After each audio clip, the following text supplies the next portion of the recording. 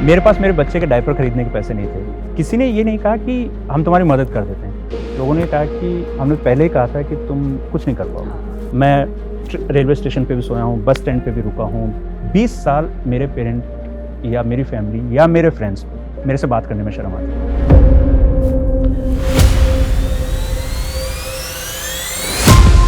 ये 20 साल कैसे निकले होंगे आप सोच सकते हैं। जय जवान जय किसान के नारे लगाते हैं, लेकिन वही एक आबादी है जो बहुत ज़्यादा स्ट्रगल भी कर रही है। एक किसान कौम ऐसी है जिसकी मेहनत, जिसका उत्पाद, उसकी नीलामी होती है। आप अन्नदाता की मेहनत को नीलामी करते हैं। समस्या वहां से शुरू है। कम से कम ठीक है, आप उसकी मदद मत करिए, पैसा मत दीजिए, तो कम से कम आप उसको इतना डिमोटिवेट तो मत करिए। हर कोई फिल्म स्टार नहीं बनना चाहता, वो कुछ करना चाह रहा है कि भाई ठीक है, हम सपनों को पैदा होने से पहले मारना सीख जाते हैं। ये सबसे बड़ी गलती है। होता क्या है, बच्चे देखिए IIT की पढ़ाई करने वाले बच्चे सुसाइड कर लेते हैं। क्यों? क्योंकि आपने एक्सेप्टेशन का बोझ उन पे इतना ला दिया। पेरेंट्स को सीखना चाहिए। हम हिंदुस्तान में हमारा माइंडसेट ही खराब है। आप अपने बच्चों के साथ ऐसा व्यवहार करते हैं जैसे वो आपकी बात नहीं मान रहे हैं, तो बहुत बड़ी गलती कर रहे हैं। पेरेंट्स को खुद के भी पास देखना चाहिए। भारत में हर अपॉर्चुनिटी $1 बिलियन अपॉर्चुनिटी है। बिल्कुल 150 करोड़ लोग हैं। 1 रुपया भी कमा रहे, 150 करोड़ आप कमा रहे। मेरे दोनों बच्चों के नाम मैंने टैटू करा रखे हैं। जब भी जिंदगी में लगता है कि मुझे क्या करना है जिंदगी में, क्या करना चाहता हूँ, मैं ये 2 नाम याद रखता हूँ कि मुझे भैंस का दूध बेचने वाला, गाय गोबर में रहने वाला, अरबों की वैल्यूएशन बना के बैठा हुआ है और कई खरबों की कंपनी बनाने के सपने देखता है। हमने क्या किया है, एकेडमिक्स में भी कास्ट बना दिए हैं। ये इंस्टीट्यूट है, ये इंस्टीट्यूट है, ये इंस्टीट्यूट है, तो सब कुछ सही है। एक ट्राइबल बच्चा एक बढ़िया सिस्टमेटिक इंटरवेंशन करके बैठा हुआ है, उसको कोई सेलिब्रेट नहीं करेगा।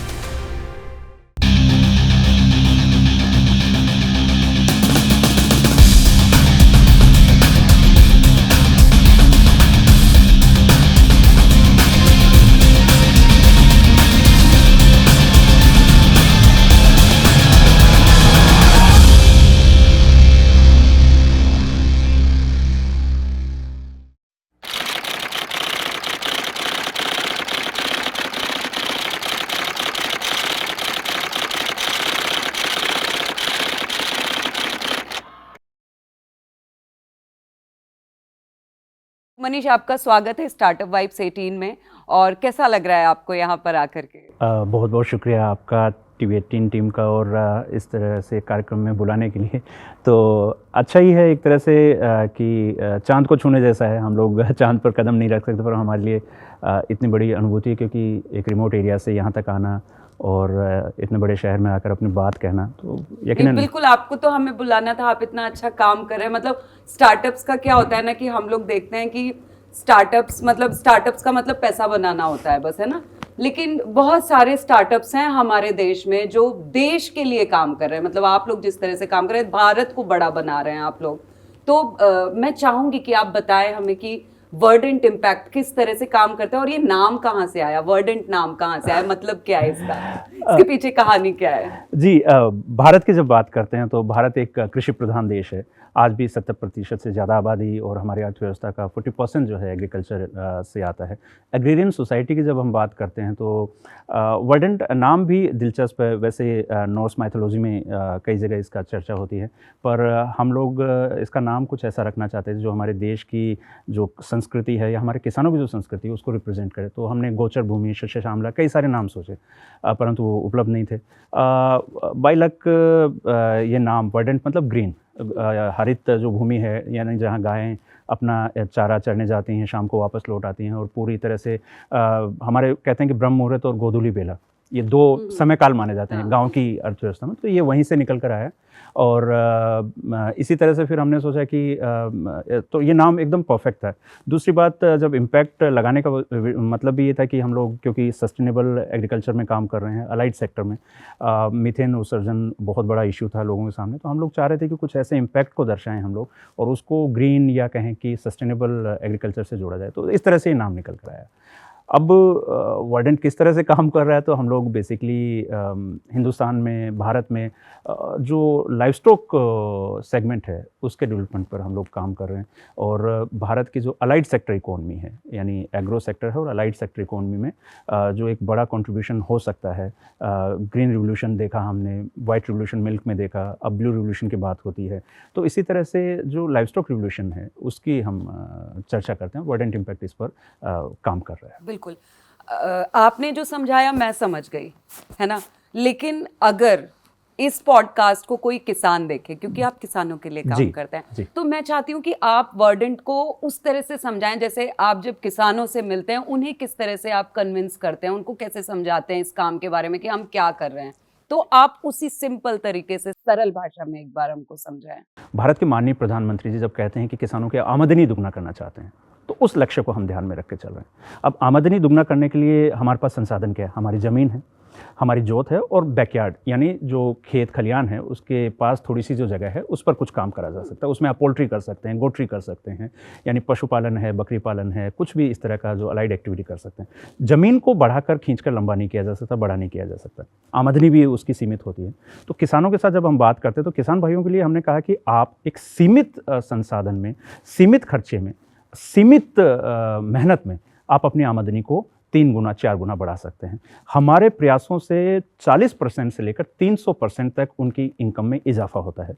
तो किसानों के लिए एक संधारणीय आजीविका और एक सस्टेनेबल लाइवलीहुड के साथ में एक सतत विकास की जो प्रक्रिया है वो हम लोग उनके लिए बनाते हैं। अब उसमें उनके डेयरी विकास की बात करें, पशुपालन से उनकी आजीविका बढ़ाने की बात करें, उनके किसान को उनके उत्पाद का अच्छा मूल्य मिले, पशुपालन से जुड़ा हुआ डेयरी उत्पाद अगर वो कर रहे हैं या फिर उसके साथ अलाइड सेक्टर में कोई और एक्टिविटी कर रहे हैं, तो इस तरह से हम लोग जो है वर्डेंट इम्पैक्ट में काम कर रहे हैं। अब इसका बैकिंग जो है वो सबसे इम्पोर्टेंट है, वो है एनिमल एंसेस्ट्री, यानी पशुओं की वंशावली या उनकी पेडिग्री या उनका कहें कि पूरा जो जीनोम जर्मप्लाज्म बैंक है उसके साथ उनको किसानों को, अगर वो देशज नस्लों की बात करते हैं तो उनको देशज नस्लें पूरी प्योरिटी, शुद्धता और गुणवत्ता के साथ में सर्टिफाइड तरीके से मिल सके और उनकी हेल्थ जो है उसको भी सुधारा जा सके। इस पर वर्डेंट काम करता है। बहुत सुंदर, बहुत बहुत अच्छा। मतलब अभी तो बहुत कुछ जानना है मुझे वर्डेंट के बारे में और हम धीरे धीरे बाकी चीज़ों पर भी आएंगे।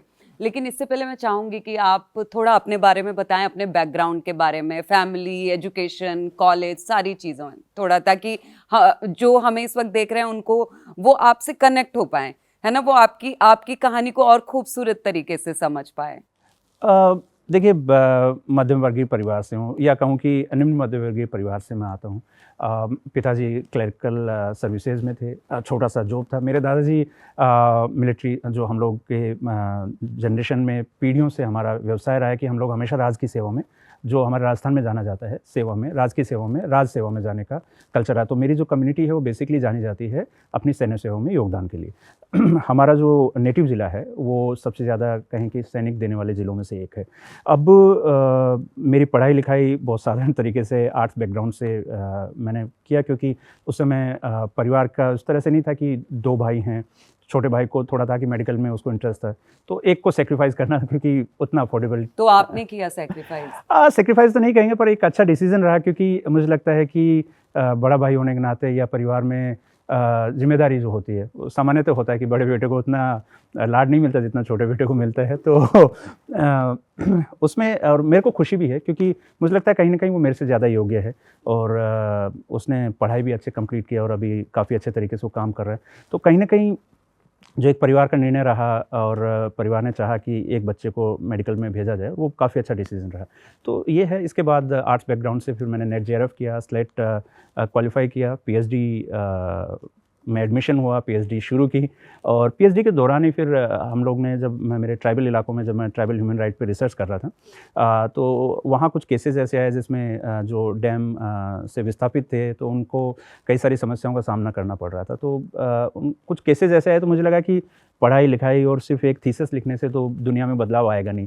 और उस समय ये था कि भाई यूथ चेंज लाना चाहता है दुनिया में, किस तरह से चेंज ला सकता है। तो मुझे लगा कि चेंज मेकर बनना पड़ेगा बजाय बातें करनी है, टेक्स्ट में बात करने के। तो मैंने मेरी प्रोफेसर संगीता शर्मा मैम से बात किया कि मैं मैडम पीएचडी नहीं करना चाह रहा हूँ, कंटिन्यू नहीं करना चाह रहा हूँ, और मुझे जेआरएफ को छोड़ने का बड़ा डिसीजन था, क्योंकि जेआरएफ में 10,000 थे, एसआरएफ में 15,000 रुपये मिलते थे, जो कि उस समय एक अच्छा सैलरी के इक्वल होता था।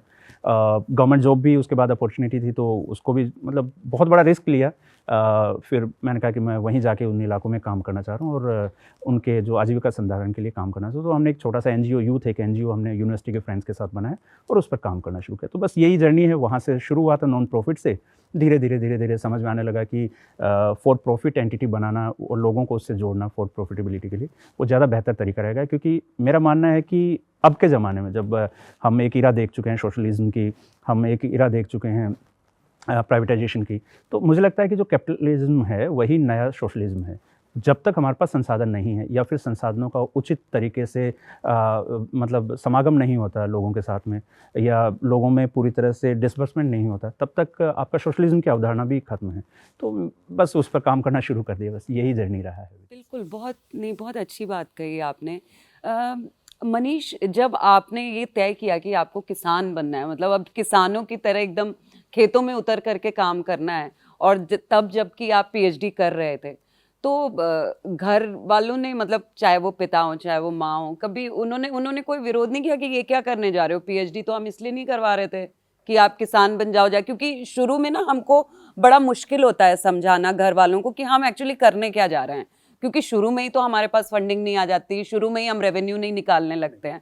तो मतलब घर वालों का क्या कहा उन्होंने कि ठीक है बन जाओ किसान? नहीं, बहुत डांट पड़ी और जैसा हम लोग राजस्थान हरियाणा में तो क्या है कि पिता अपने स्ट्रिक्टनेस के लिए जाने भी जाते हैं, और मूंछों पे ताव देने की परंपरा है। तो उनको लगा कि मैं लोगों में क्या बताऊंगा कि मेरा बेटा भैंस चरा रहा है, यही करना था तो पढ़ाया क्यों तुमको। तो दिक्कत थी, पर माँ ने साथ दिया। फिर पापा को भी मैंने समझाया कि इसमें पोटेंशियल है और धीरे धीरे हम लोग कुछ अच्छा कर लेंगे। लेकिन उसमें क्या है कि साथ ही साथ अब प्रूव करने में बहुत वक्त लगा। इवन मुझे लगता है कि आज भी पापा के मन में कहीं ना कहीं ये है कि अगर आईएएस बनता या बड़ी जॉब में जाता, पता नहीं बनते नहीं बनते वो एक अलग बात है, लेकिन उनको लगा था कि पढ़ने लिखने में ठीक हूँ तो कुछ ना कुछ तो अच्छा और बेहतर कर ही पाऊँगा। और मैंने चुना कृषि में भी फिर पशुपालन, जो पूरी तरह से जाना जाता है कि भई आपका गोबर में हाथ देने हैं, जानवर के साथ जानवर बनना है, तो वो था। पापा ने मुझसे बोला भी कि जानवर का धंधा कर रहे हो तो तुमको जानवर के साथ जानवर बनना पड़ेगा, सोच लो तुम तैयार हो या नहीं। वो दिन है, तब से लेकर अब तक मतलब 10 साल होने आ गए हैं उस बात को, और अब जाकर पापा समझ पाए हैं। अब उनको लगता है कि नहीं, बहुत बड़ा अचीवमेंट है। मेरे पीठ पीछे से तारीफ़ भी करते हैं कि पढ़ने लिखने में अच्छा है, उसने अपनी जगह, लेकिन ठीक है उसने जो किया, प्यार करते हैं, सम्मान से बताते हैं लोगों को। लेकिन वो है कि हाँ, समय बहुत लगा और चीज़ें धीरे धीरे मतलब होता ये है कि आपका डिसीजन है तो जिम्मेदारी भी आपकी उसको सही साबित करने की। पेरेंट्स सिर्फ आपको रोक सकते हैं, समझा सकते हैं। और मिडिल क्लास में दिक्कत सबसे बड़ी ये है कि जब आप सब कुछ दांव पे लगा के आते हैं, आपका सिक्योरिटी, आपका सोशल स्टेटस, इवन मेरे दोस्तों ने भी मेरे डिसीजन को नहीं स्वीकारा। वो लोग मेरे से बात करने से बचते रहे। मेरे बहुत सारे दोस्त ब्यूरोक्रेसी में गए, आईएएस आईपीएस में बने, आज भी टॉप सर्विसेज में हैं। तो उन लोगों को बड़ा अजीब सा लगता था कि भाई क्या है, खेती किसानी कर रहा है। मतलब उनके व्यवहार में बहुत चेंज रहा पिछले, मतलब अगर मैं 2 डिकेड की बात करूं तो आज वो बड़े सीनियर लेवल पे हैं। लेकिन तो अभी वो कनेक्टेड हुए वो लोग कि नहीं हुए, या अभी तक सब दूरी बना के बैठे हुए हैं? अब वो मेरे को स्टार की तरह देखते हैं कि तुमने अपना सपना देखा है। क्योंकि जॉब्स के अपने सेक्रीफाइस हैं, अपने चैलेंजेस हैं, पर्सनल लाइफ अपना है। अब उनको लगता है कि अपने खेत में अपनी ज़िंदगी जी रहा है, फार्म हाउस पे रह रहा है, हेल्दी लाइफस्टाइल है, बच्चों के साथ समय दे पा रहा है। तो उनको कहीं ना कहीं कभी न कभी जब हम बात करते हैं तो वो बोलते हैं कि मनीष, तुमने भले ही उस समय नहीं लिया, लेकिन अब तुम अपने हिसाब से ज़िंदगी जी रहे हो, और आने वाले समय में जो हम लोग मिलकर नहीं कर पाए वो तुम अकेले कर पा रहे हो। ये भी एक बड़ी बात है। मतलब बिल्कुल जी, तो ये चेंजेस हैं, पर साबित करने के लिए पहली बार फर्स्ट रनर को तो कोशिश करनी पड़ती है। हाँ, और नहीं, पेरेंट्स का होता है एक्चुअली, पेरेंट्स जो होते हैं ना वो कंसर्न होते हैं बच्चों को लेकर के। मतलब वो चाहते नहीं, अगर जो मिडिल क्लास फैमिली या लोअर मिडिल क्लास फैमिली से जो बच्चे आ रहे हैं, उनका ये होता है कि हमने जो स्ट्रगल किया है वो हमारे बच्चे ना करें, तो कम से कम किताबों को ठीक तरह से पढ़ लें और ज़िंदगी में कुछ अच्छा कर लें। पर नहीं, बहुत कम बच्चे ऐसे होते हैं जो आपकी तरह बड़े होकर के कुछ अच्छा करने लगते हैं और पेरेंट्स को 10 साल बाद सेटिस्फेक्शन देते हैं कि नहीं हम कुछ कर रहे हैं, अभी आप देख लीजिए, है ना। तो अच्छा लगता है मैम, क्योंकि माता पिता की आंखों में संतुष्टि का भाव देखना एक बेटे या बेटी का सपना हो सकता है। मेरी सिस्टर जज हैं, जुडिशरी में गए, भाई डॉक्टर हैं। आज भी कंपेयर होता है जब हम पूरा फैमिली गेट टुगेदर होता है तब भी। लेकिन सबसे अच्छी बात क्या है कि मेरे भाई बहनों में, पूरे परिवार में, वो सब लोग मेरे डिसीजन का सम्मान करते हैं कि भैया ने जो तय किया कि उनको खेतीबाड़ी करनी है या पशुपालन में जाना है, उन्होंने बहुत अच्छे तरीके से ये चीज़ों को किया।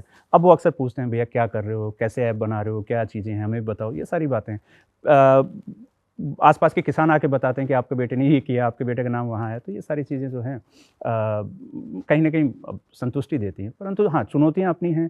और इस देश में जहाँ सरकारी नौकरी या फिर कहें कि सिक्योरिटी को बहुत प्रायोरिटी दी जाती है, स्टार्टअप अभी भी उतना ग्लैमरस नहीं है जितना हम इंडस्ट्री में देखते हैं, या आईवी लीग के बच्चों ने जितना ग्लैमराइज़ किया है। मिडिल क्लास लोगों के लिए तो आज भी मतलब बहुत टफ डिसीजन है ये। नहीं, मैं बहुत एग्री करती हूँ इस बात से पूरी तरह से, क्योंकि दरअसल क्या है ना, मैं कल भी जब पॉडकास्ट कर रही थी हमारे गेस्ट के साथ, तो वहाँ भी हम यही इसी बात पे बात कर रहे थे कि बहुत ग्लैमराइज कर दिया गया है स्टार्टअप्स को भी, और जबकि स्ट्रगल बहुत तगड़ा है यहाँ पे, बहुत ज़्यादा है। मतलब ये तो आप अगर एक दुकान जब हम खोलते हैं ना, जनरल स्टोर जिसको कहते हैं, मेडिकल स्टोर खोला हमने, तो उसमें भी क्या होता है कि हमको पहले से पता है कि ठीक है इतना पैसा लगेगा, इतनी ज़मीन चाहिए, ये दुकान चाहिए, ये सामान चाहिए, और अब इसको बेचना है, अब पैसा। लेकिन यहाँ पे तो बहुत मतलब हमको पता ही नहीं है कि कल क्या हो जाएगा, कल क्या कुछ नया आ जाएगा और क्या बंद कर देना पड़ेगा। और बहुत सारे स्टार्टअप्स ऐसे हैं जो शो ऑफ नहीं कर रहे हैं, जो अपने आप को मतलब उस तरह से अपना पीआर, अपनी मार्केटिंग नहीं कर रहे हैं, काम कर रहे हैं फील्ड में रह करके, तो उनके पास वक्त भी नहीं है, वो काम करना चाहते हैं। लेकिन हाँ, ये एक अच्छी चीज़ है कि गवर्नमेंट का बहुत सारे स्टार्टअप्स को बहुत सारी ऐसी स्कीम्स हैं जिनसे गवर्नमेंट का सपोर्ट मिल रहा है ना। तो मैं चाहूँगी मनीष कि आप बताएं हमको कि ऐसे कितने किसान, कितनी महिलाएं या कितने परिवार हैं जिनको वर्डेंट की वजह से मतलब उनकी ज़िंदगियां बदली हैं, उन पर असर हुआ है, मतलब ज़िंदगी उनकी बेहतर हुई है, और वो क्या स्कीम्स हैं आपकी, क्या चीज़ें हैं जिनकी वजह से उनके जीवन में बदलाव हुआ है? देखिए मैम, स्टार्टअप जब हमने शुरू किया था तब तो स्टार्टअप एक थिंग भी नहीं हुआ करती थी। फिर धीरे धीरे रिवोल्यूशन आया, लोगों ने फ्लिपकार्ट स्टोरी देखी, लोगों ने डायनेस्टीज़ की बात की, Bansal dynasty, Gupta dynasty, Agrawal dynasty. लेकिन आज भी अगर आप देखेंगे, गांव के वो बच्चे, देहात के वो बच्चे जो कैसे भी करके यहाँ तक सफल हो रहे हैं, तो उसके पीछे मेन स्ट्रीम या जो ग्लैमराइज्ड वीसी नहीं है। ये बहुत इंटरेस्टिंग बात है। लोग अक्सर सरकार को ऑर्थोडॉक्स ऑर्गेनाइजेशन के रूप में, या कहें कि बहुत ही ज़्यादा एक रिजिड ऑर्गेनाइजेशन के रूप में जानते हैं। पर मैं आपको बताना चाहूँगा कि पिछले 10 साल में जो चेंज आया है, वो नए भारत की इबारत लिख रहा है। नए भारत की, इंडिया की नहीं, नए भारत की इबारत लिख रहा है। आत्मनिर्भर भारत, आत्मनिर्भर भारत की, विकसित भारत का सपना। सोचिए 2047 में हम एक विकसित राष्ट्र होंगे, ये सपना देखने की हिम्मत हमारे युवा जुटा रहे हैं, हमारे युवा काम कर रहे हैं उस पर। मैं खुद इसकी जीती जागती मिसाल हूँ। 10 साल में जो परिवर्तन मैं देख पा रहा हूँ, स्टार्टअप इंडिया हो, स्टैंड अप इंडिया हो, असीम हो, Ambedkar social innovation incubation mission, जो दलित वर्ग के स्टूडेंट के लिए, उनके यूथ के लिए बनाई गई है स्पेशली। 15 करोड़ तक अनसिक्योर लोन सरकार देती है IFCI वेंचर कैपिटल के माध्यम से। ये है मुझे जो राष्ट्रीय कृषि विकास योजना में मदद दी सरकार ने, 25 लाख तक का अनुदान। आपके आइडिया फेज में अगर आप हैं 5 लाख, आप अगर थोड़ा बहुत काम कर रहे हैं, सीड स्टेज में हैं, तो 25 लाख, और उसके बाद आपको मिला ये मिला। मैं सबसे बड़ी बात यह है कि जो भारत के माननीय प्रधानमंत्री जी जब बात करते हैं युवाओं की, आकांक्षाओं की और विकसित भारत की, वो सिर्फ बात नहीं करते हैं, उन्होंने स्कीम्स को बनाया, आसान किया। आज आप स्टार्टअप इंडिया रजिस्ट्रेशन करते हैं तो आप सोचिए कि अगर इतने बेनिफिट के लिए सिर्फ आपको एक सर्टिफिकेट, एक राशन कार्ड बनाने में महीनों लग जाते थे, आप सेम डे NSW के माध्यम से, सिंगल साइनिंग विंडो के माध्यम से आधे घंटे में आप वो रजिस्ट्रेशन ले सकते हैं। 20 मिनट का काम है। ये सब चीज़ें जो परिवर्तन हुआ है, ये बदलाव लेकर आया। अब आती है बात वर्डेंट इम्पैक्ट की, कैसे हम मदद कर पाए। जब आप सोचिए कि जब हम ही समर्थ नहीं होंगे तो फिर हम क्या मदद करेंगे। जैसे मैंने बताया कि capitalism is the new socialism. अब उस कैपिटल को सोशल कैपिटल कहिए हमारी, या ह्यूमन कैपिटल आप कहिए, जो हमारे किसान हैं हम उनको सोशल कैपिटल बोलते हैं हमारा, तो उनमें हमने इन्वेस्ट किया। अभी तक हम अगर मान लीजिए कहें एक्टिव यूज़र्स के रूप में बात करें या केसेस की बात करें तो 6 लाख किसानों को हम लोग अभी तक सर्व कर सके हैं। इन 6 लाख किसानों में से भी सबसे बड़ी बात क्या है, जो भारत की स्टोरी है, ये नारी शक्ति की कहानी है। क्योंकि मेरी जो हमारे जो को-फाउंडर हैं माया जी, कुसुम, डायरेक्टर्स, दोनों डायरेक्टर्स वीमेन हैं, ट्राइबल वीमेन हैं। हमने 90% जो हमारे बेनिफिशियरी हैं वो या तो ट्राइबल हैं या वीमेन हैं या स्मॉल एंड मार्जिनल फार्मर हैं। ये एक ऐसी इबारत लिखी है भारत के माननीय प्रधानमंत्री श्री नरेंद्र मोदी जी ने कि हम जिस डाउन फिल्ट्रेशन की बात करते थे कि भाई जो ऊपर से पैसा आता है या संसाधन आते हैं वो रिस्क कर नीचे तक पहुंचे, तो डाउन फिल्ट्रेशन थियरी यही कहती थी कि भाई आप ऊपर संसाधन दीजिए, समर्थ लोगों को दीजिए और धीरे धीरे जो है अपना वेल्थ जो है वो नीचे शेयर होगा। ये इस तरह से हो रहा है। अब मैं जैसे आपके साथ एक एग्जाम्पल साझा करता हूँ। मेरी माँ हैं, हरियाणा से हैं। हम लोग पशुपालन, हमारा खेती बाड़ी हरियाणा उसके लिए जाना जाता है। 2 भैंस से मेरी माँ ने हमारे पढ़ाई लिखाई का एडिशनल खर्चा, पिताजी को सपोर्ट करना, ये सारी चीज़ें करके दिखाई। मेरी माँ अंगूठा टेक हैं, कहते हैं कि नहीं पढ़े लिखे हैं, पर वो रात के 1 बजे 12 बजे अगर मैं पढ़ रहा होता था तो मेरे लिए चाय बना के देना। उनको पता है कि भाई बेटा पढ़ रहा है, और उठकर सुबह फिर 4 बजे दूध निकालना, फिर उसको बोलना कि भी बेटा जाकर दूध देकर आ जाओ, इनको डिलीवरी करना। तो ये इससे मुझे ये लगा कि अगर हमको भारत के किसानों की हालत सुधारनी है तो महिलाओं को सशक्त करना पड़ेगा। भारत में जो लैंड राइट्स हैं, इसका बहुत बड़ा स्टोरी है वर्डेंट का ये भी, कि लैंड राइट्स इंसान में अगर आप बात करें पुरुषों के पास होते हैं। भारत में कृषि की आमदनी पुरुष लेकर जाता है, लेकिन एक अलिखित व्यवस्था है भारत के सामाजिक ढांचे में, खेती किसानी में, कि जो एग्रेरियन सोसाइटी है उसमें जो पशुपालन की इनकम है वो महिला अपनी अंटी में रखती है, अपनी जेब में रखती हैं, या कहें कि अपनी ओढ़नी में रखती हैं। वाह, ये बहुत बड़ी बात है। तो हम किस तरह से एक इकोनॉमिक बैलेंस दे रहे हैं, तो ये चीज वर्डेंट ने ही की है। ये हमने करके इससे पहले ये नहीं था। देखिए, इससे पहले ये इसलिए नहीं था क्योंकि लाइव स्टॉक में कभी किसी ने इस तरह से सोचा ही नहीं कि वीमेन के एफपीओ बनाए जाएं, वीमेन के एक एफपीओ को बाकायदा पूरी तरह से एम्पावर करके उनका अपना इकोसिस्टम बनाया जाए। आज 45,000 लीटर दूध जो है महिलाएं अपने लेवल पे प्रोड्यूस कर रही हैं, वो अपनी कंपनी बना चुकी हैं, वो अपनी कंपनी में डायरेक्टर्स हैं, वो अपनी कंपनी की बोर्ड मीटिंग्स लेती हैं, और ये वो महिलाएं हैं जिनको मुश्किल से अपना नाम लिखना आता है। Now they are running their own startup. 45,000 litre per day का है, करोड़ों रुपए की वो आमदनी कर रहे हैं, टर्नओवर हो रहा है, और ये सारे लोग वर्डेंट से जुड़े हुए हैं। तो यही वो स्टोरी है जो जिसकी बात माननीय मोदी जी करते हैं, जिसकी बात हमारे देश के प्रधानमंत्री करते हैं और दुनिया सुनती है। आप सोचिए कि सीकर, झुंझुनू, शेखावाटी के दूर दराज के इलाके में, पहाड़ी इलाके में रहने वाली एक गुर्जर समुदाय की महिला, एक मीना समुदाय की महिला, एक जाट समुदाय की महिला, जिसके पास बाहर की कोई नॉलेज नहीं है, उसके बकरी का दूध जापान बिक रहा है। That is the economy. ये बहुत बड़ी ब्यूटी है वर्डेंट की जो हमने करके दिखाया, और एक कन्वर्जेंस ऑफ जो इकोनॉमी है वो हमने इसमें करके दिखाई। बिल्कुल, बहुत बहुत खूबसूरत। मतलब मैं तो आपके हर बात पे मेरा यही दिल कर रहा है कि नहीं, आप बहुत अच्छा कर रहे हैं, हर बात पे निकल रहा है, बहुत खूबसूरत, ब्यूटीफुल, बहुत अच्छा। एक चीज़ मुझे बताइए मनीष की, जैसा मैं जानती हूँ कि आप लोग जो पालतू पशु जो होते हैं, है ना, गाय भैंस, इनकी जो मृत्यु होती है जब ये मरते हैं, वर्डेंट उनको उस पर भी काम कर रहा है। तो किस तरह से आप उस पर काम कर रहे हैं और उनके जो आर्थिक लाभ हैं जिसका वो नुकसान सालों साल तक उठाते रहते हैं, मैं चाहूंगी कि उससे जुड़ी हुई कुछ किस्से, कोई बात बताएं आप। खुद से ही है। कहते हैं कि भारत में एक कहावत है, कहीं हमारे संस्कृति में कहावत है कि मरे बिना स्वर्ग नहीं मिलता। तो ये कहानी मेरे खुद की भैंसों से शुरू हुई। 9 भैंसें थी हमारी एक साथ, मतलब थोड़ा सा सडन डेथ हुई और रीज़न पता नहीं चला। डॉक्टर साहब बिजी थे, वो नहीं आ पाए, और 1 हफ्ते में 9 भैंसें चली गई। अब भैंसें मरी तो क्या हुआ कि उनके साथ जो उनके पाड़े थे, बच्चे थे, तो बछड़ा भी उनके साथ, पाड़ा जो होता है हमारा भैंसों का, तो वो भी उनकी डेथ कर गई। अब ये मेरे लिए बहुत ट्रेजिक था। आप देखिए कि भारत का जब हम लोग DEDS जो डेयरी एंटरप्रेन्योरशिप डेवलपमेंट स्कीम है, उसमें 10 की एक यूनिट होती है। एक परिवार पे बहुत बड़ा बोझ आ जाता है। अब उसके लिए क्या है कि इंश्योरेंस आपको नहीं मिलता है, क्योंकि आपने क्या जो भैंस या कोई भी पशु है, गाय है, वो आपने किसी अपने मिलने वाले किसान से खरीदी है। बैंक कहता है कि उस पर लोन होगा, तब इंश्योरेंस कंपनी आपको लोन करके देगी।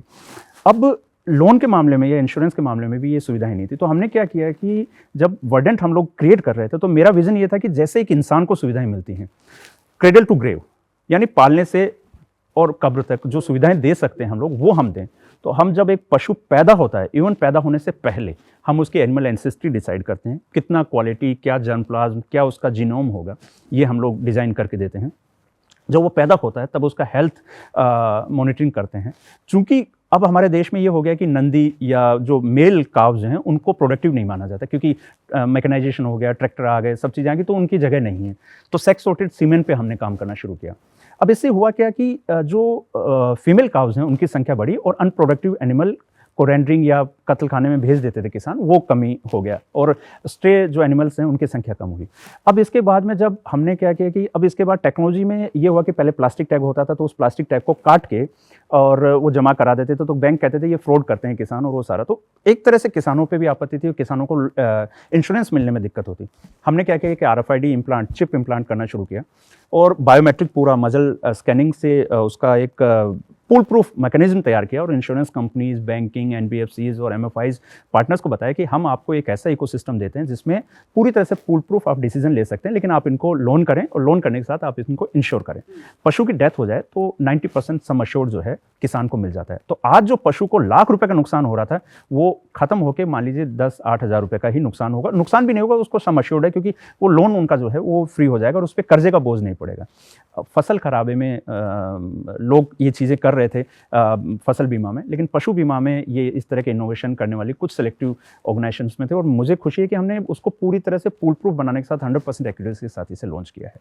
और साथ ही मैं एक और एग्जांपल देना चाहूँगा कि इस तरह की एनिमल एंसेस्ट्री और डेटा ड्रिवन डिसीजन से किसानों को उनकी जो इनकम है उसमें क्या इजाफा होता है कि 2 से 4 लीटर का पर डे का उनका इनकम बढ़ती है। अगर हम 4 लीटर को भी अगर आप कैलकुलेट करते हैं 30 दिन के 120 लीटर है, 60 रुपये से भी आप कैलकुलेट करें तो ये 22 से 23 हज़ार रुपये तक उनकी जो इनकम है पूरे साल में एक पशु पे अलग से बढ़ जाती है।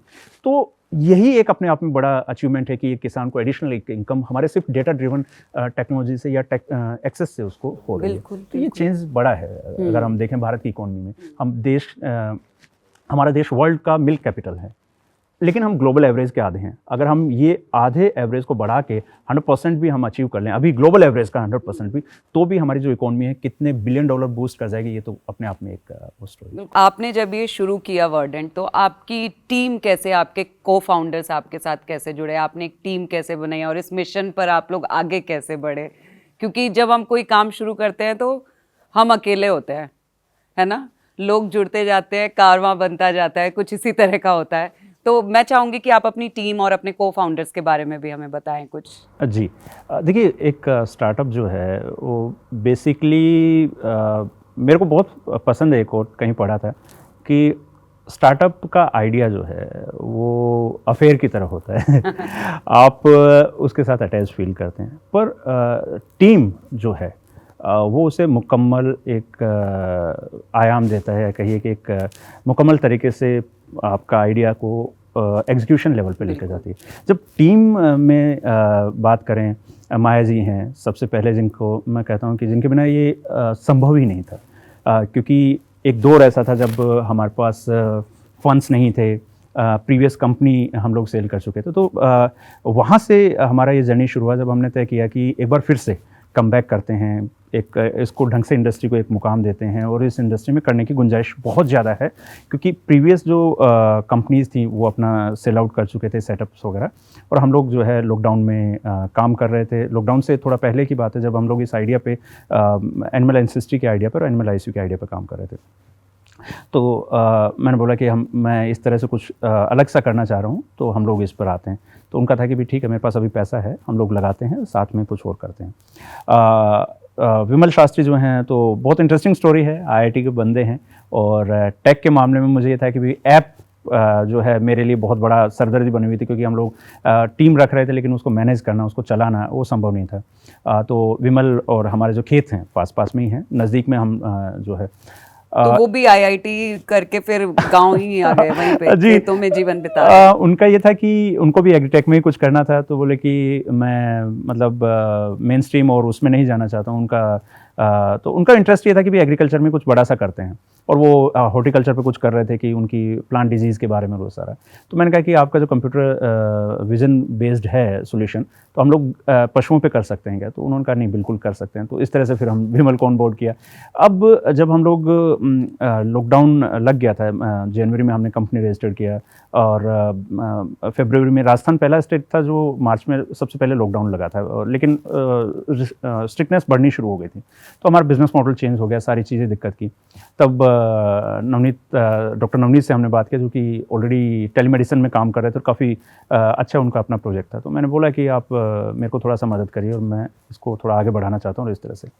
तो अब यही हुआ कि सब लोग धीरे धीरे उन्होंने कहा कि भाई आप पशुओं के लिए जो बनाना चाह रहे हैं टेलीमेडिसिन सॉल्यूशन, वो इस तरह से काम नहीं करेगा। अब बेटर ये है कि मैं अभी जयपुर राजस्थान इधर आऊँगा, तो मैं आपको एक बार एक डेमो दिखाऊंगा। डॉक्टर्स के उस समय क्या, क्योंकि इंटरफ्लो बंद हो रखा था, तो उन्होंने फिर टेलीमेडिसिन सॉल्यूशंस के बारे में वो सॉल्यूशन अपने जो ह्यूमन हेल्थ के था उसको मिला के वन हेल्थ का सॉल्यूशन का उन्होंने बताया। तो इस तरह से हमारा जो इनिशियल 4 की कहते हैं या फर्स्ट 4 जो है कलेक्ट हुए और हम लोगों ने काम इस पर शुरू कर दिया। उसके बाद फिर टेक टीम अलग से लोग जुड़े, उनको हायर किया।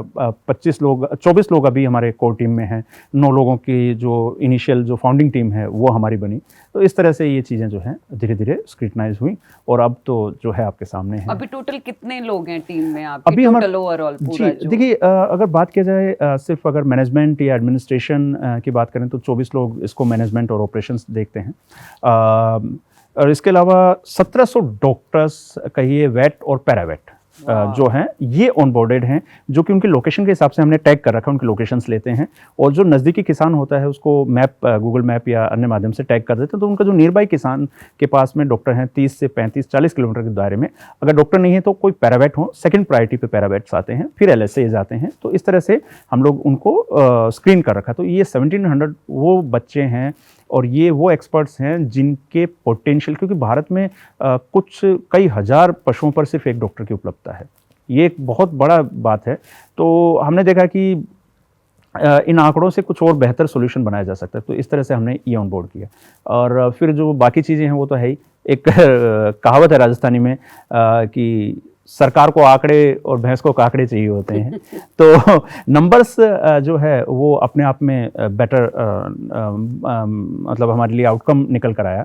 और जैसा मैं हमेशा तारीफ़ करता हूँ मोदी जी की कि उन्होंने आंकड़ों से या नंबर्स से या डेटा से अलग हट के ग्राउंड लेवल की रियलिटी पर काम करने को प्रोत्साहन दिया। उनके मन की बात में एक बार था कि किस तरह से आप अपने लोकल जो अचीवमेंट हैं, लोकल जो आप चेंजेस ला सकते हैं, वो कैसे कर सकते हैं। तो हमने इस चीज़ को उनसे बहुत ज़्यादा प्रोत्साहन प्राप्त किया। इसके अलावा जब गायों की बात थी, लंपी स्किन डिजीज़ के बारे में जब बात करते हैं तो एक बहुत बड़ा इशू था, क्योंकि ये एक तरह से गायों की कोरोना थी गायों में। तो लाखों गायें हमारे राजस्थान में मरी। तो हमने उसको ड्रोन बेस और कंप्यूटर सॉल्यूशन बेस सॉल्यूशन दिया। उसमें कैसे, मैं चाहूंगी आप बताएं इस बारे में कि ड्रोन बेस्ड सॉल्यूशन किस तरह से दिया? अभी हमारे जो भारत के पशुपालक हैं, मुख्य तौर पर उनको 2 तरह से आप बांट सकते हैं। एक पशुपालक वो हैं जो सामान्य तौर पर अपनी खेतीबाड़ी के साथ में अपना 2, 5, 10 पशु रखते हैं। एक जो पूरी तरह से हैं, लेकिन वो ऑन फार्मिंग करते हैं। लेकिन एक है मालधारी किसान या नोमेडिक ट्राइब जो हैं, उसमें गुजर हैं, बकरवाल हैं, हमारे बाकी जो कम्युनिटीज़ हैं। नोमेडिक ट्राइब्स बहुत बड़े स्तर पर भारत में फैले हुए हैं। और ये वो ट्राइब्स हैं या ये वो पशुपालक हैं जो राजस्थान से लेकर कच्छ का रण, मतलब आप थार से शुरू करते हैं, कच्छ के रण तक वो पहुंचते हैं, कन्याकुमारी से लेकर कश्मीर तक वो ट्रैवल करते हैं। अगर आप, मैं इसमें एक और बड़ी बात बताना चाहूँगा। आप अगर देखिए, अगर आप हम शौर्य दिवस मनाते हैं, हम विजय दिवस मनाते हैं, आपको ध्यान हो तो कारगिल की जो घुसपैठ वो सबसे पहले आइडेंटिफाई इन्हीं पशुपालकों ने की थी, क्योंकि वो भेड़ बकरियां वगैरह चरा रहे थे। तो इनके लिए सॉल्यूशन की बहुत बड़ी ज़रूरत थी। तो ये एक समस्या थी हमारे सामने। दूसरा प्रॉब्लम स्टेटमेंट ये था कि पशु बहुत तेज़ी से मर रहे थे और संक्रमण बहुत तेज़ी से फैल रहा था। तो नाबार्ड ने, मैं फॉर्चुनेट हूँ कि नाबार्ड ने हमारे जो फर्स्ट अर्ली बिलीवर की बात होती है, तो नाबार्ड ने एक CCF फंड के माध्यम से भी हमें सपोर्ट किया था। और हम जब इंक्यूबेशन के दौर से गुजर रहे थे तो उनका ये था कि एक कंप्यूटर विजन बेस या फिर कुछ ऐसा सॉल्यूशन हम दें जो कि दूर से डिजीज़ को आइडेंटिफाई कर सके। तो उसमें जो फुंसियाँ होती थी, गाय के जो फफोले पड़कर फट जाती थी स्किन वगैरह, उनको आइडेंटिफिकेशन का एक मैकेनिज्म हमने बना के दिया। यानी मोबाइल से जब आप उसको बॉडी को स्कैन करेंगे तो बता देंगे कि लंपी स्किन डिजीज़ कितनी फैल गई, कितना % इन्फेक्टेड है, गाय को कितना % चांस है बचाए जाने के या फिर उसको और ज़्यादा सीवियर ट्रीटमेंट देने का। तो ये एक पहली जीत थी। उसके बाद दूसरा सॉल्यूशन हमने बिल्ड किया, वो ड्रोन के इर्द-गिर्द बिल्ड किया। हमने जो RFID टैग्स उनमें लगाए थे, बायोमेट्रिक स्कैनिंग लगाई थी, उन स्कैनिंग्स की उनकी जियो फेंसिंग हमने करना शुरू किया। लाइडर्स और जो रडार्स या जो कंप्यूटर रीडर्स, जो RFID रीडर्स जो हैं, वो ड्रोन बेस्ड किया। ये पहला एक्सपेरिमेंट था इंडिया का जो कि ड्रोन बेस्ड हर्ड मैनेजमेंट में काम आया और स्काई शेफर्ड के नाम से इस प्रोजेक्ट को जाना जाता है। मतलब आसमानी चरवाहा कह सकते हैं या इस तरह का, लेकिन स्काई शेफर्ड प्रोजेक्ट था जो हमारा सिर्फ इसीलिए था कि हम आसमान से उन पर निगरानी रख सकें। अब इससे क्या समाधान होता है, यानी जब एक पशु बीमार होता है, वो आप सोचिए कि एक मालधारी किसान लाखों रुपए का सामान लेकर रोड पर होता है, उन्हीं के साथ सोता है, खाता है, पीता है, और पशु अगर मान लीजिए चोरी हो जाए, डेथ हो जाए, तो उसका क्लेम मिलना या फिर उसके चोरी के पशु की आइडेंटिफिकेशन होना, बहुत सारे, और लॉ एंड ऑर्डर की सिचुएशन खराब होती है। पुलिस के लिए भी ये बहुत बड़ा सरदर्दी थी। तो इससे अब ये हो रहा है कि आपका अगर पशु चोरी हो गया तो उसे स्कैन आप कर सकते हैं, और लोरा जो नेटवर्क होता है ये कम से कम 5 से 6 किलोमीटर के दायरे में हम लोग इसको इनेबल कर सकते थे एक बार में मॉनिटरिंग करने के लिए। तो यानी 5 से 6 किलोमीटर दायरे तक आप इमीडिएटली एक ड्रोन से और एक सॉल्यूशन से ही आप काम चला सकते हैं। दूसरा, जहां तक आप किसान जा रहे हैं उसके साथ सिर्फ आपको एक ड्रोन और एक एम्बुलेंस देनी है और ये हजारों पशुओं का ध्यान रख सकता है। तो ये बहुत बड़ा सॉल्यूशंस थे जो किसानों की मतलब उसमें इनकम में इजाफा करने के साथ साथ उनको सुरक्षा देने के साथ में ये काम आए। 1 लाख लाखों गाय मरी, लेकिन हम बता सकते हैं कि हमारा जो डेटा ड्रिवन थ्योरी थी और जो इनके डेटा थे उससे हमने पहले एथेनोवेटनरी वैक्सीन बनाई, दवाइयाँ बनाई, लोशन बनाए और उनको ट्रीटमेंट वगैरह जो है उनकी इम्यूनिटी बूस्टिंग के लिए ये सारी चीज़ें कर पाए।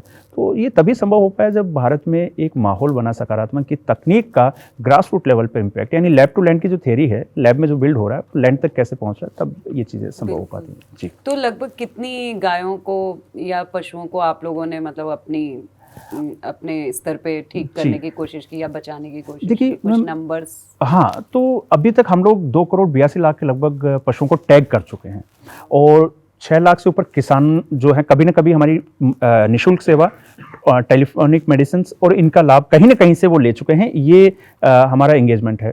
और अगर बात करें हमारा जो IEC मैकेनिज्म है, इंफॉर्मेशन एजुकेशन एंड कम्युनिकेशन का मैकेनिज्म है, इस पर अगर आप देखें तो हमारे लगभग 5 मिलियन का एंगेजमेंट आ चुका है। अब गायों की बात करें तो जो लाखों गाय हैं उनकी तो नो डाउट की भी हम लोग नहीं बचा पाए, लेकिन उसके बाद हमने जो जियो फेंसिंग की उसका बढ़ावा रोका। सरकार को जो एक बड़ी चिंता का विषय था कि भाई पशुओं की खरीद फरोख्त ना हो या फिर डेथ हो रही है तो उसका आइडेंटिफिकेशन हो, उनको क्लेम सेटलमेंट मिले, ये सब चीज़ें जो है फुल प्रूफ तरीके से संभव हो पाई इन तकनीकों के माध्यम से। अब मुझे खुशी है कि ये 2 करोड़ 84 लाख लाइव स्टॉक हर दिन बढ़ रहा है और भारत की हम सबसे बड़ी privately held animal ancestry network build कर चुके हैं। तो ये अपने आप में एक बड़ा है। एनिमल ICU आज पूरे देश में एक जाना माना नाम है और धीरे धीरे हम लोग इसके जो यूजर्स बेस हैं, एरिया हैं, ज्योग्राफी हैं, उसको बढ़ाने पर काम कर रहे हैं। बिल्कुल। अभी आप राजस्थान, हरियाणा, झारखंड और इन्हीं राज्यों के साथ जुड़ करके काम कर रहे हैं, तो आपको नहीं लगता कि टीम अभी छोटी है इतने सारे राज्यों के साथ काम करने के लिए? जी बिल्कुल। देखिए क्या होता है कि तकनीक से ही स्केल किया जा सकता है, ये मेरा पहले भी मानना था। मैं नॉन टेक्निकल बैकग्राउंड से हूँ, लेकिन तकनीक को लेकर हमेशा मतलब फैसिनेटिंग थिंग थी मेरे लिए भी। तो हम जो टीम है धीरे धीरे हम एक्सपेंड करना चाह रहे हैं। दैट इज़ वाई कि हमने डॉक्टर्स को ऑनबोर्ड किया, उन्हें किसी तरह का कमिटमेंट नहीं किया कि आपको कितना बिजनेस मिलेगा या क्या कमीशंस रहेंगे या स्लैब रहेगा। हमने कहा कि हम जहाँ रिक्वायरमेंट है वो आप तक पहुँचाएंगे।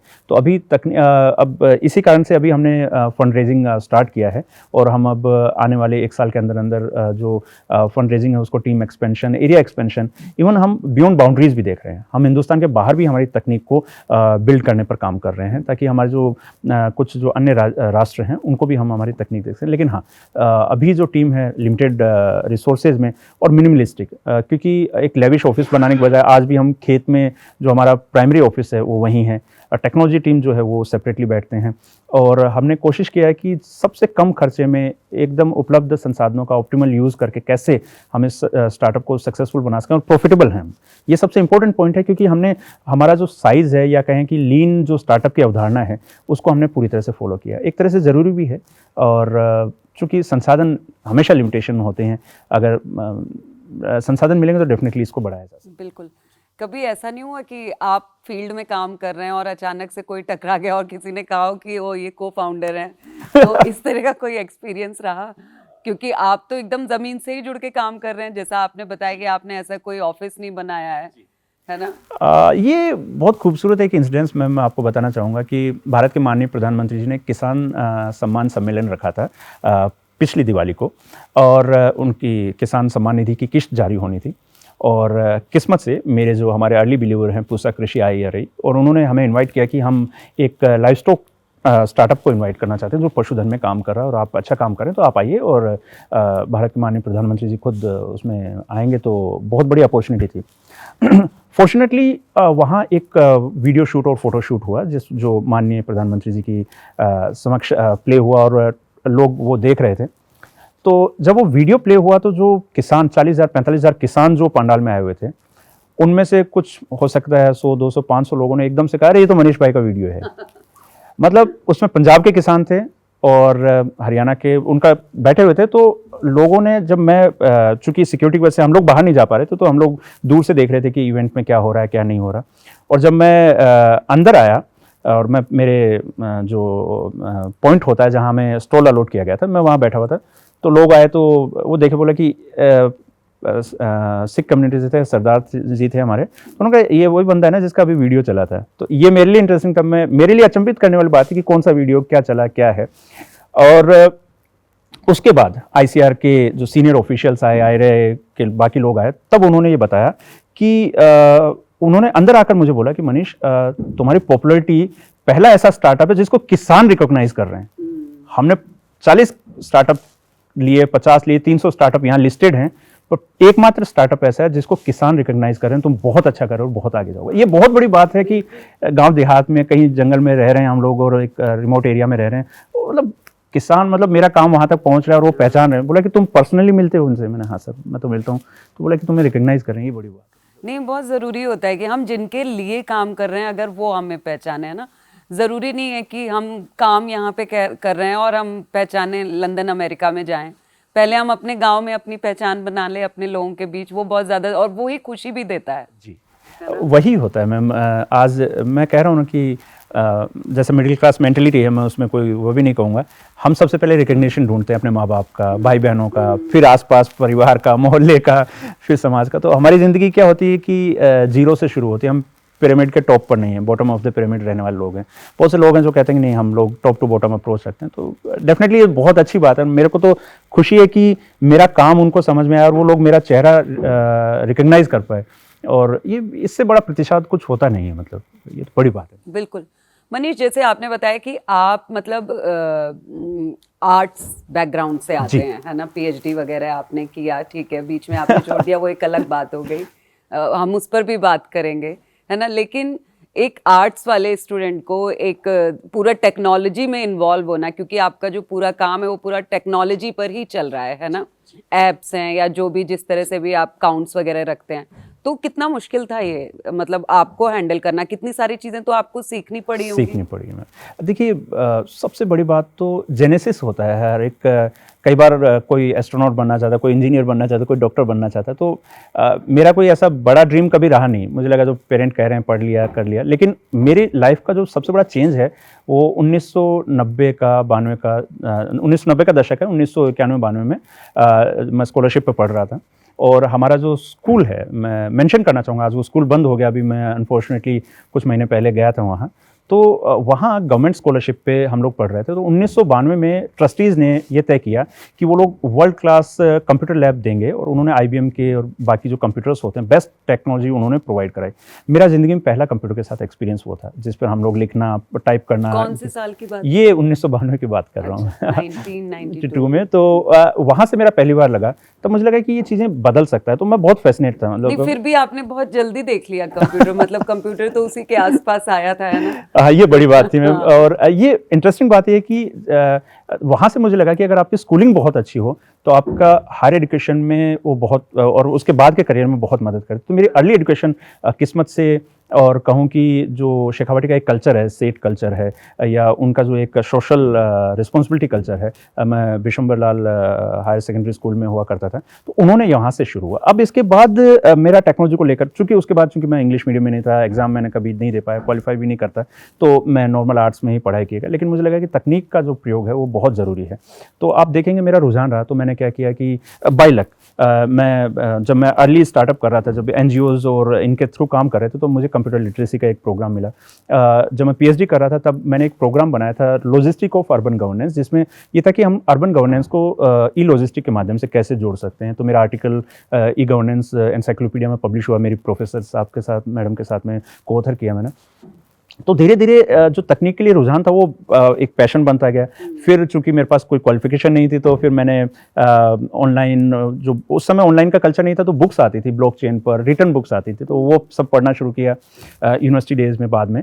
और फिर मैंने पहला पेमेंट सोल्यूशन बनाया, तो उसमें बहुत सारी चीज़ें इस्तेमाल की। तो मेरे को ये पता था कि ब्लॉकचेन धीरे धीरे, आज जिसको AI/ML के नाम से जानते हैं, ब्लॉकचेन उसका बेस हुआ करता था। तो हम क्वांटम्स की बात करते थे उस समय, क्वांटम डेटा और वो सारा। तो धीरे धीरे उन चीज़ों से, तो डेफिनेटली देखिए मैम चैलेंजिंग रहता है, लेकिन जब आप एक फील्ड को बहुत अच्छे से ग्रेस्प करना चाहते हैं और तकनीक को आप नहीं समझेंगे, तब तक आप उसको एग्जीक्यूट नहीं करवा पाएंगे। तो हालांकि मेरा सबसे बड़ी बात यह है कि मेरे जो को-फाउंडर्स हैं, टेक की जो टीम है, उनको कुछ भी पागलपन में बोलता हूँ और वो लोग उसको कन्वर्ट करते हैं। तो सबसे बड़ी बात तो ये है कि वो लोग इसके सही हकदार हैं।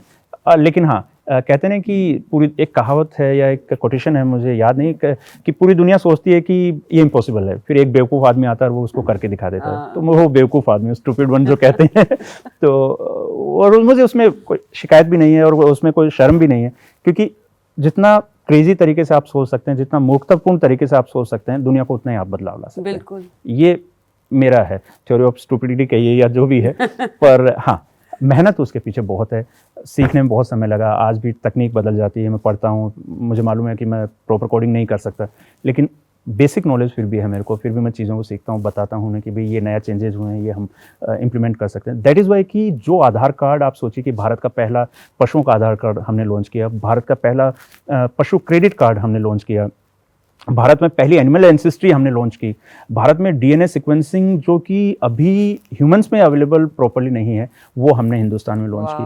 तो ये सारे सॉल्यूशन बिल्कुल मतलब तो आपसे पहले ये कोई नहीं लेकर के आया था ये सॉल्यूशन? आप देखिए कि आधार कार्ड ही इंसानों के लिए अब आया है, तो हाँ। आप सोचिए कि एक गाय को क्रेडिट कार्ड होगा और वो सिंगल गाय के नाम से इश्यू होगा या भैंस के नाम से इश्यू होगा, आप सोचिए कौन करेगा, वो है।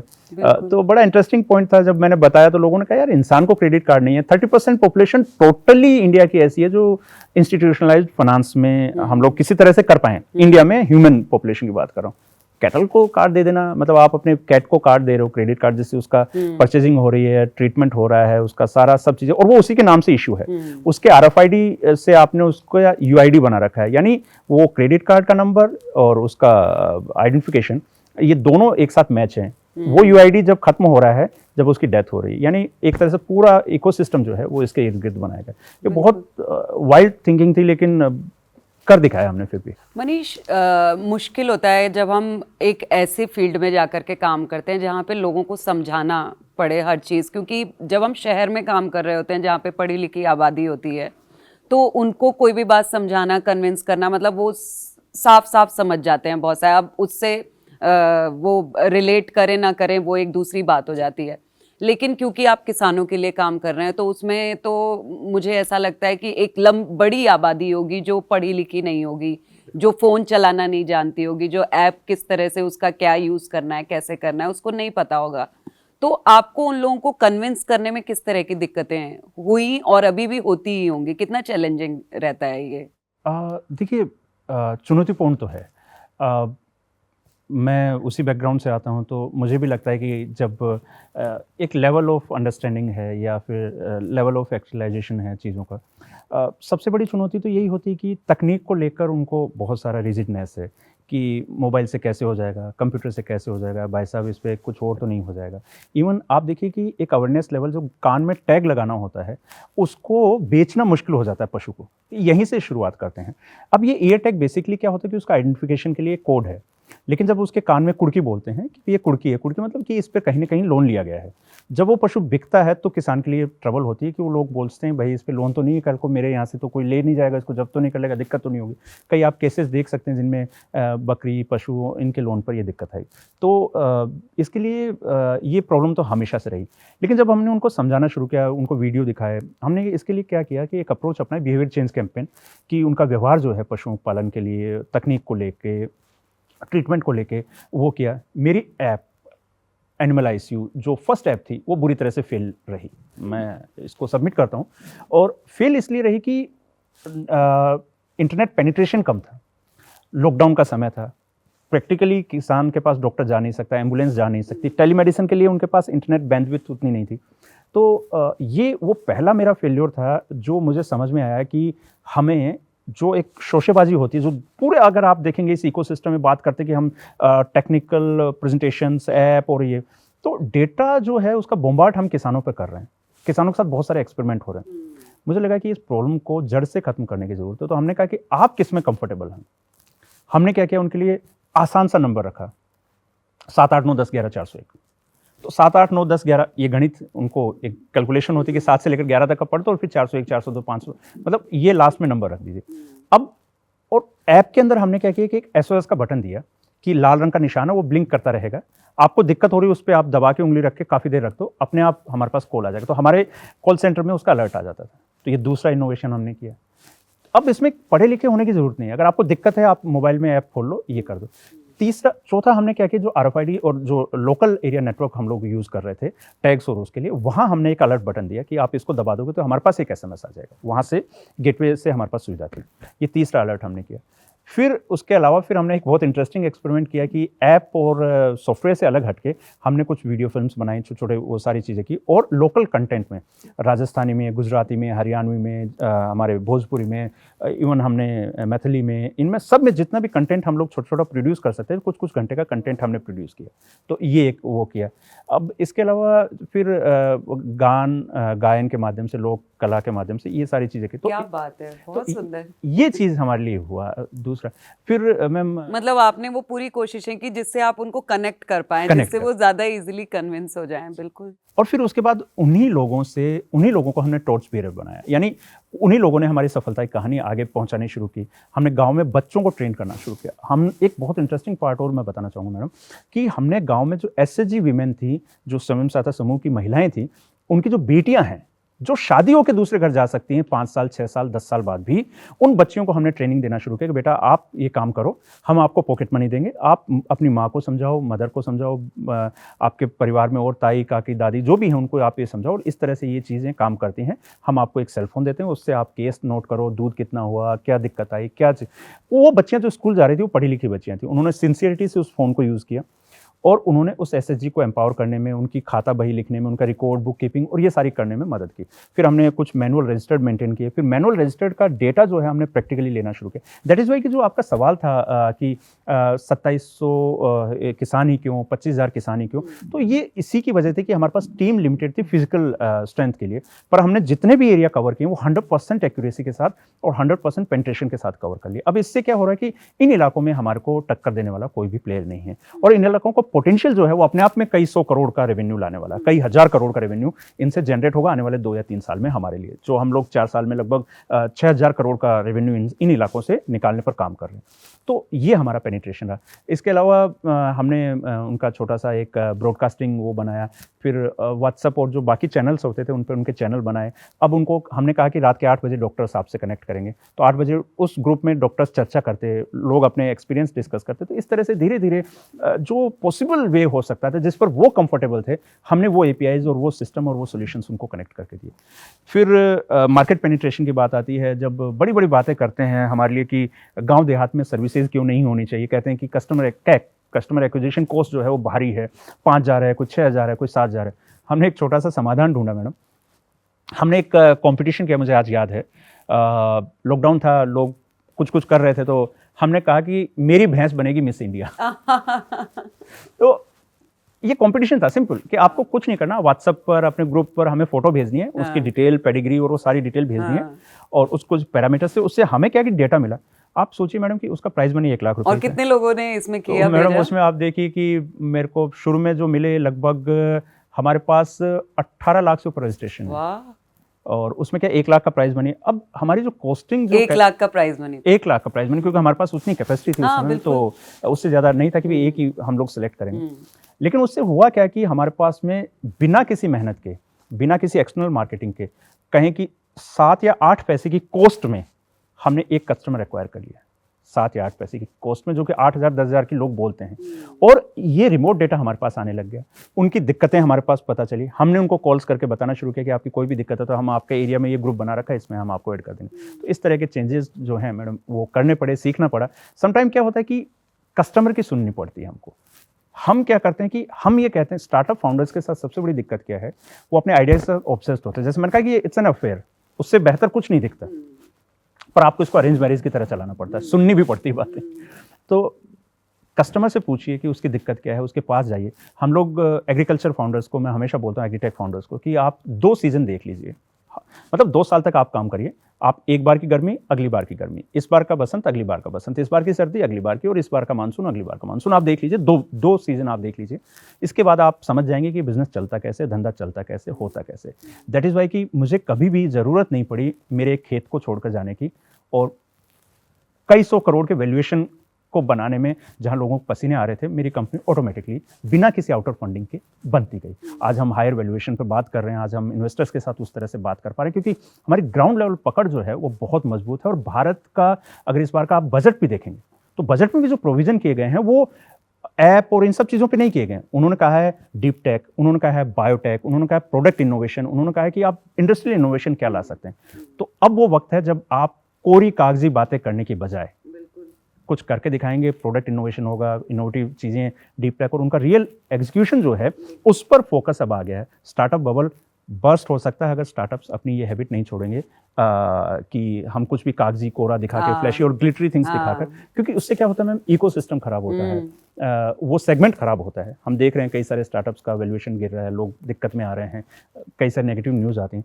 पर उन सब का डैमेज बड़े स्कूल, बड़े कॉलेज, बड़े आईवी लीग के बच्चों को नहीं होता। उनका नुकसान हो रहा है गांव देहात में, जो कोई सपना देख रहा है बच्चा कि कल का मैं अंबानी बन सकता हूं, कल का मैं कोई बड़ा बिजनेसमैन बन सकता हूं, कल को मैं कुछ और बड़ी कंपनी खड़ी कर सकता हूं, उन लोगों के सपने। और दूसरा जो लोग जुड़े हुए हैं उनके साथ ना, जैसे मैं बताना चाहूंगी कि मैं एक स्टार्टअप के बारे में जानती थी जो एक न्यूज़ बेस्ड कुछ काम कर रहे थे वो लोग, और उन लोगों ने अचानक से, उनका फंडिंग वंडिंग नहीं हुआ, जो भी उनकी कहानी होगी, देखिए कहानियां तो बाहर अलग आती हैं, अंदर की क्या कहानियां होती हैं किसी को भी नहीं पता होता है।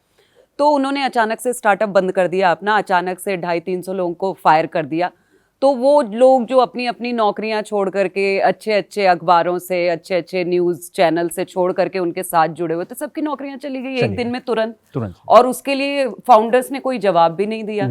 यहाँ तक कि फाउंडर्स उन एम्प्लॉयज तक से नहीं मिले जो उनके साथ सबसे क्लोजली काम करते थे।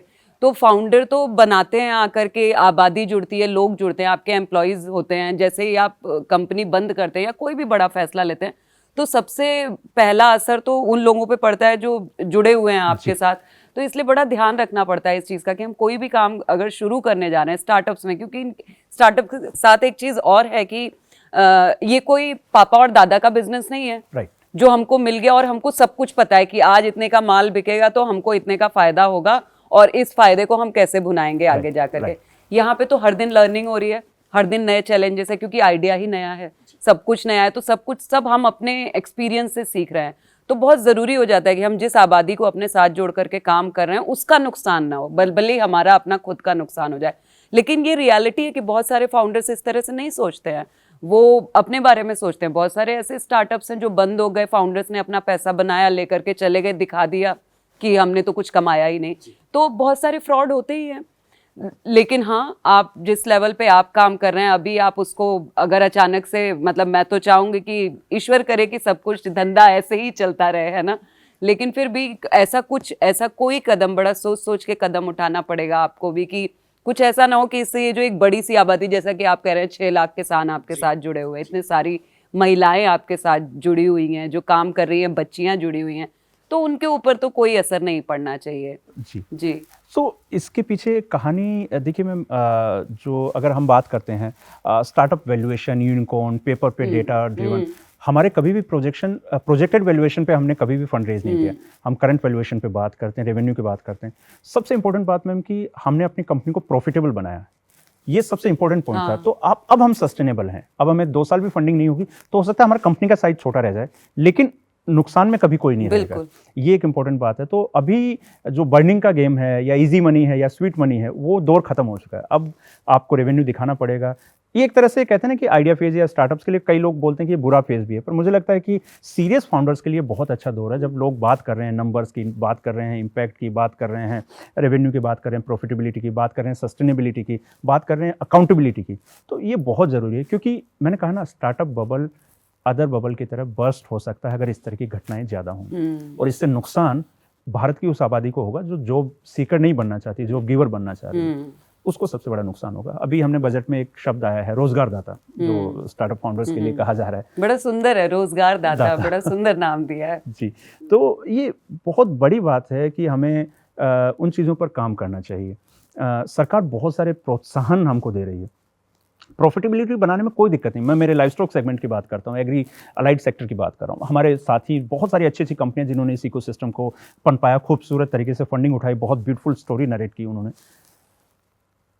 फंडिंग आने के बावजूद उनका रेवेन्यू हमसे कम है, हम बिना फंडिंग के रेवेन्यू में उनसे आगे हैं। अभी पैसा बनाने में क्या जाता है मैम, जैसे मैंने आपको बताया कस्टमर एक्विजिशन को 7,000 से 7 पैसा आप ला सकते हैं।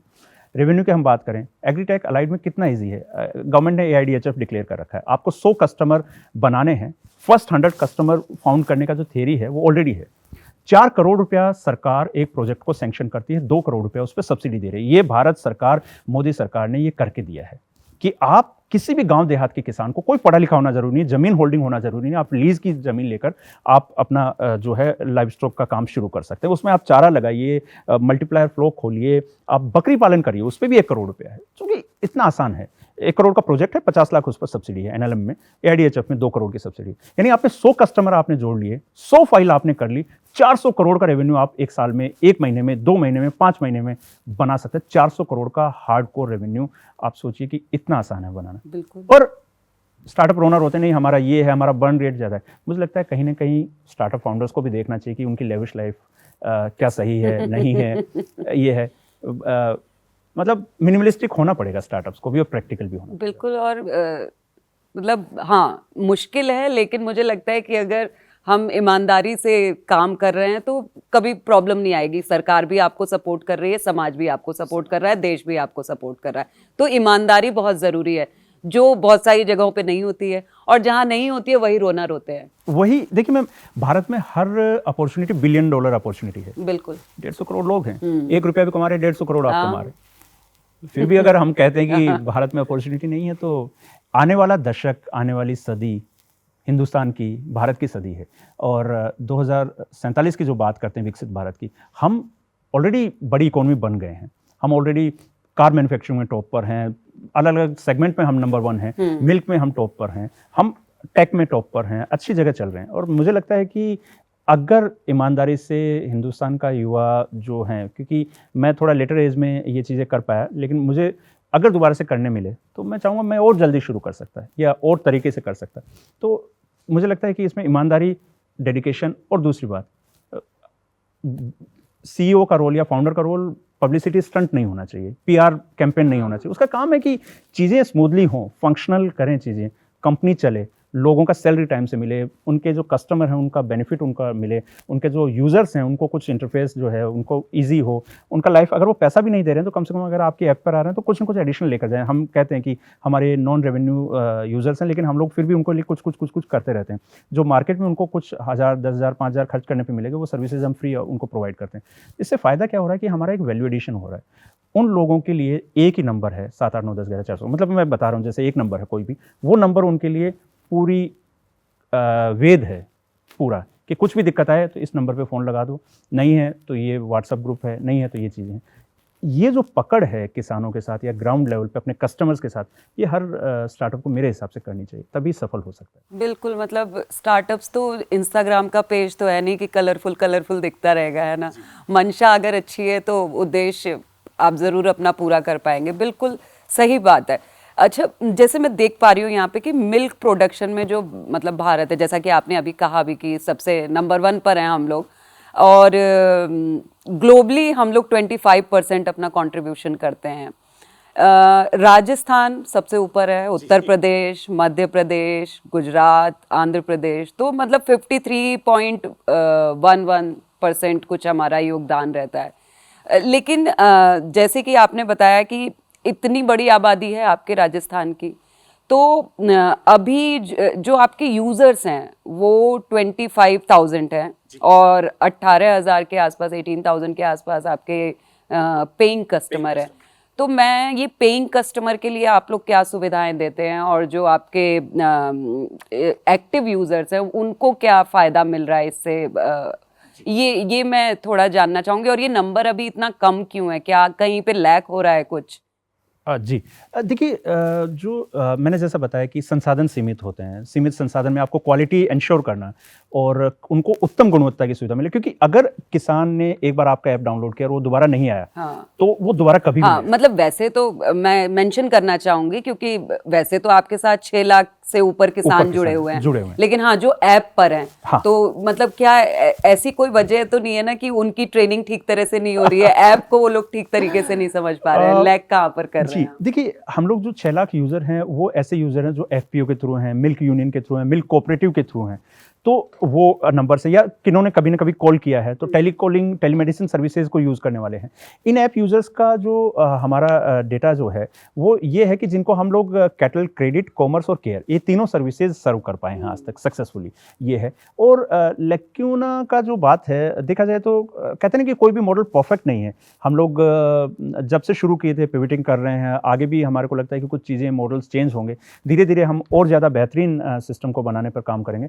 लेकिन ये जो किसानों को जो फ़ायदा देने की बात है, जैसे मैं एग्जांपल दूंगा, कुछ तो हैं जो रेवेन्यू डायरेक्टली हमारे को दे रहे हैं, हमारे से सर्विसेज खरीद रहे हैं, टैक्स से लेकर, इंश्योरेंस से लेकर, बैंकिंग फैसिलिटी से लेकर, जिससे हम लोग डायरेक्टली कमा रहे हैं, सेलिंग, बाइंग, एंसेस्ट्री और इन सब के माध्यम से।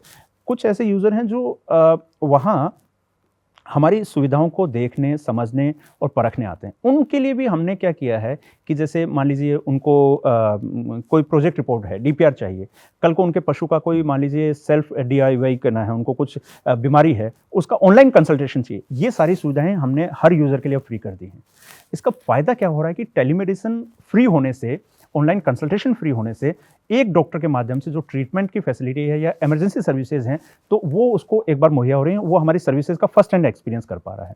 उसके पीछे हमारी सोच ये है कि अगर हम मेडिकल को फ्री रखते हैं, ऑनलाइन मेडिकल को, डेफिनेटली फील्ड ट्रायल का और विजिट का तो चार्जेस हमको लेना पड़ता है क्योंकि वो कॉस्ट आती है हमारे, लेकिन इससे फ़ायदा क्या हो रहा है कि किसान कभी ना कभी जब अगला डिसीजन लेगा तब वो हमारा पॉसिबल क्लाइंट होगा। ये हमारी इसमें थियरी है। मैं सिंपल एक एग्जांपल देना चाहूँगा, जैसे कि आज कोई आदमी एक XYZ कंपनी की कार चला रहा है या फिर XYZ डिटर्जेंट यूज़ कर रहा है।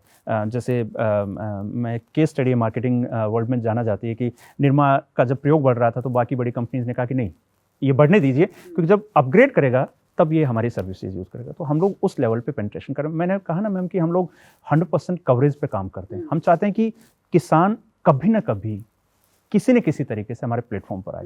दैट इज़ वाई कि हमने अलाइड सेक्टर के साथ में एग्रो में उनके लिए सेपरेट एक पूरा विंग उपज मंडी के नाम से शुरू किया है, जिसमें उनके जो दुग्ध उत्पादों के अलावा फसल उत्पाद भी हैं, बाकी चीज़ें भी हैं, वो हम उनको दे रहे हैं। मैं आपको एक और कंट्रीब्यूशन बताना चाहूँगा। हमने उनके लिए LMS, learning management system, star skill करके एक शुरू किया है। ये वो सिस्टम है जिसमें हम गाँव के बच्चों को, उनके स्कूल जाने वाले बच्चों को और अर्ली स्टेज किड्स को निःशुल्क ऑनलाइन एजुकेशन दे रहे हैं। ये इसलिए कि हम CSR नहीं कर सकते, लेकिन हम कुछ टेक्नोलॉजी के माध्यम से उनको ये सारी, तो वो एजुकेशन किस तरह की, कृषि से जुड़ी हुई कुछ होता है या नॉर्मल एजुकेशन? नॉर्मल सारी तरह की। तो इससे क्या फ़ायदा हो रहा है कि उनको महंगी ट्यूशन्स नहीं लेनी पड़ रही, महंगी ऐप का सब्सक्रिप्शन नहीं लेना पड़ रहा है। इससे होता क्या है कि एक, मतलब मैं मेरे प्रैक्टिकल एग्जाम्पल से चलता हूँ। मेरा मानना है कि अगर आप किसी परिवार को जीतना चाहते हैं तो उसके बच्चे को जीत लीजिए। सिंपल है। डिसीजन मेकर पिता पैसा खर्च करते हैं, माता पिता, लेकिन डिसीजन मेकर एक्चुअल में किड होते हैं, बच्चे होते हैं। तो आप ये इनको फ्री शिक्षा दे रहे हैं? फ्री है कम्प्लीटली। और इससे क्या हो रहा है कि ऑनलाइन एजुकेशन जाने से उनके जो महंगे कोर्सेज, महंगे सिलेबस, महंगे वीडियोस, ये सब उनको नहीं करना पड़ रहा। तो उसका क्या है, वो पैसा बच रहा है। अब वो मान लीजिए XYZ कोई ऐप है, उस पर बहुत महंगा सब्सक्रिप्शन लेके दे रहे हैं, तो वो सारी सुविधाएं हम लोग उनको मुहैया करा रहे हैं। तो ये एक एग्जाम्पल है। इसके अलावा जैसे उनका हमने वन हेल्थ फ्रेमवर्क में जैसे अभी हमने किया है, तो डॉक्टर नवनीत का क्योंकि टेलीमेडिसिन और उसमें है, तो हमने ह्यूमन हेल्थ पे जनता क्लिनिक करके एक प्रोजेक्ट है, जो गाँव में जो किसान हमारे बीमार पड़ गए तो उनको भी टेलीमेडिसिन सुविधाएं जो हैं वो निःशुल्क मिल सकें। इसके लिए डॉक्टर नवनीत, उनका एक सेपरेट एम्बिशन उनका था, तो वो उन्होंने उसको शुरू किया है। तो इससे हम लोग उनको टेलीमेडिसिन फ्री दे रहे हैं। तो हम लोग कोशिश कर रहे हैं कि एक दौर ऐसा है जब हिंदुस्तान में वर्डेंट की बात हो, तो उनको पता हो कि गांव देहात में, रिमोट में, ढानी में, जहां कोई नहीं पहुंच सकता, वहां हम लोग पहुंचे हुए हैं। That kind of penetration we are looking for, और ये हम लोग कर रहे हैं। आप डिस्ट्रिक्ट लेवल पे भी सरकार के साथ जुड़ करके काम कर रहे हैं, उसका किसी तरह का फायदा मिला आपको देखने को? देखिए, प्रशासन, मैंने कहा ना कि सामान्यतः एक सरकार मतलब या प्रशासन या ब्यूरोक्रेसी को लोग बहुत नकारात्मक रवैये से देखते हैं। इसीलिए मैंने पूछा, क्योंकि मैं चाहती हूँ कि हम हमेशा नेगेटिव बातें ही करते हैं। मतलब मैं ये जानना चाहती हूँ कि क्या पॉजिटिव बदलाव हो रहा है उनके सहयोग से?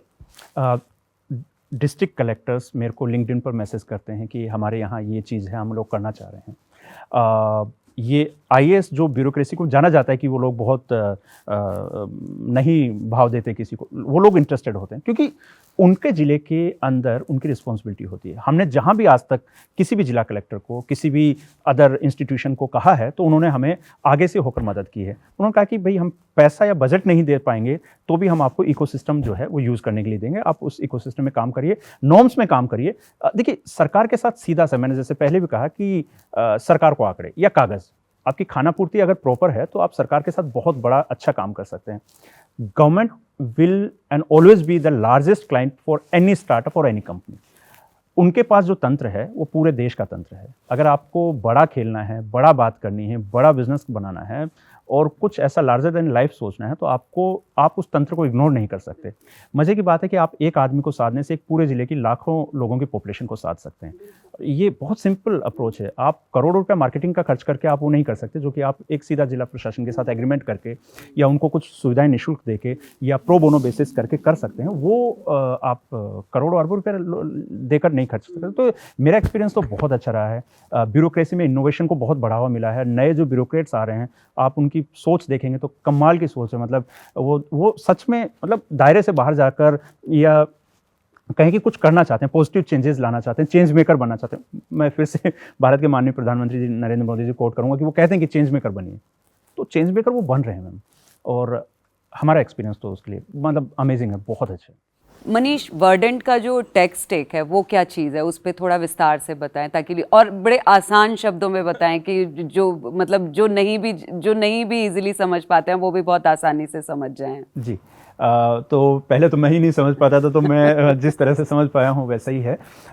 भारत में हम एनिमल सेगमेंट में या लाइवस्टॉक सेगमेंट में एक कॉम्प्रिहेंसिव टेक सॉल्यूशन देना चाह रहे थे। हम चाह रहे थे, जैसे एग्रीकल्चर में लोग बात करते हैं मोस्ट कॉम्प्रिहेंसिव टेक स्टैक की, अदर कंपनीज अदर सॉल्यूशंस की बात करते हैं, हेल्थ में बात करते हैं, तो क्यों नहीं किसानों के, पशुओं के लिए, गांव देहात के पशुओं के लिए, वन हेल्थ फ्रेमवर्क के लिए ऐसा कोई सॉल्यूशन अवेलेबल हो। अब तो हम पहला बात करते हैं हम कंप्यूटर विजन की। हमने, आप सोचिए कि फिंगरप्रिंट है, आपका फिंगरप्रिंट आपका आधार कार्ड का आधार बनता है। अब हमने मजल टेक जो है, मजल जो होता है एक लाइवस्टॉक का, वो किसी दूसरे मजल से मैच नहीं करता। तो ये ऑलरेडी अवेलेबल टेक्नोलॉजी थी, बहुत पहले अब्रॉड में इस पर काम हुआ है, यहाँ भी कई स्टार्टअप ने करने पर काम किया, तो हमने इसको बनाया। इससे क्या फ़ायदा हो कि आप सिर्फ कैमरे से आइडेंटिफाई कर सकते हैं कि ये लाइवस्टॉक आपका जो ओरिजिनल है या नहीं, जिसके बारे में आपने क्लेम किया है, ये वो सारा। फिर हमने RFID या माइक्रोचिप पर हमने काम किया, तो ये सेकंड हमारा था, जिसमें हमने बायोटेक में भारत की पहली एनिमल एंसेस्ट्री बनाने पर हमने काम किया। अभी अगर आप देखेंगे अब्रॉड में भी ये कल्चर नहीं है। मैं सिंपल बात बताता हूँ, हमारा टेक स्टैक कितना कॉम्पिटेंट है कि USA, जिसको सेफेस्ट फूड इंडस्ट्री के रूप में जाना जाता है, वहाँ आप अगर देखें सॉल्मोनेला आउटब्रेक की बात करें, आप अलग अलग इकोलाई आउटब्रेक की बात करें, तो डेथ होती है बहुत बड़े लेवल पे और बहुत बड़ा इंडस्ट्री को पैनिक हुआ। लीफी ग्रीन एसोसिएशन, आप सोचिए कि जो लोग दूध भी नहीं पी रहे, वीगन है और लीफी ग्रीन यानी सैलेड पर गुजारा कर रहे हैं, उन लोगों में भी ये डिजीज़ का आउटब्रेक हुआ। क्यों? क्योंकि पास में जो लाइवस्टॉक फार्म्स थे उनसे डिजीज़ होते हुए उनके पानी और उनका ऑर्गेनिक ट्रीटमेंट के बावजूद वहाँ पहुँच गए और वो उनको इन्फेक्ट कर दिया। लीफी ग्रीन एसोसिएशन को ईयरली 1 ट्रिलियन से लेकर 1.5 ट्रिलियन का नुकसान हो रहा है इसकी वजह से, और गवर्नमेंट ने उन पर रिस्ट्रिक्शंस बढ़ाए हैं, तो उनको अपने सेल्फ कंप्लाइंसेस लागू करने पर वो लोग काम कर रहे हैं। भारत में इसका पहले से हम लोग वन हेल्थ फ्रेमवर्क का इकोसिस्टम हम बनाने, हमें गर्व है कि हमने सबसे पहले बात इस पर करनी शुरू की और सबसे पहले इकोसिस्टम बना के दिया। और अभी कुछ महीने पहले ही भारत ने अपना खुद का इंडिया का वन हेल्थ फ्रेमवर्क लॉन्च कर दिया है। तो ये हमारा दूसरा मतलब हमारा जो सॉल्यूशन था उसकी एक प्रगतिशीलता बताता है या कहीं का इसका फ्यूचरिस्टिक अप्रोच को बताता है। इसके अलावा फिर हमने ड्रोन बेस्ड कैटल मॉनिटरिंग किया, क्योंकि अभी तक हम ड्रोन के बारे में जानते हैं कि वो खेतों में छिड़काव कर रहा है, वो कुछ सामान लेकर जा रहा है, ये सारा, लेकिन आपने ये नहीं देखा कि ड्रोन आपके हार्ड को मैनेज कर रहा है, आपके पशुपालन के लिए दिक्कत को सोल्व कर रहा है।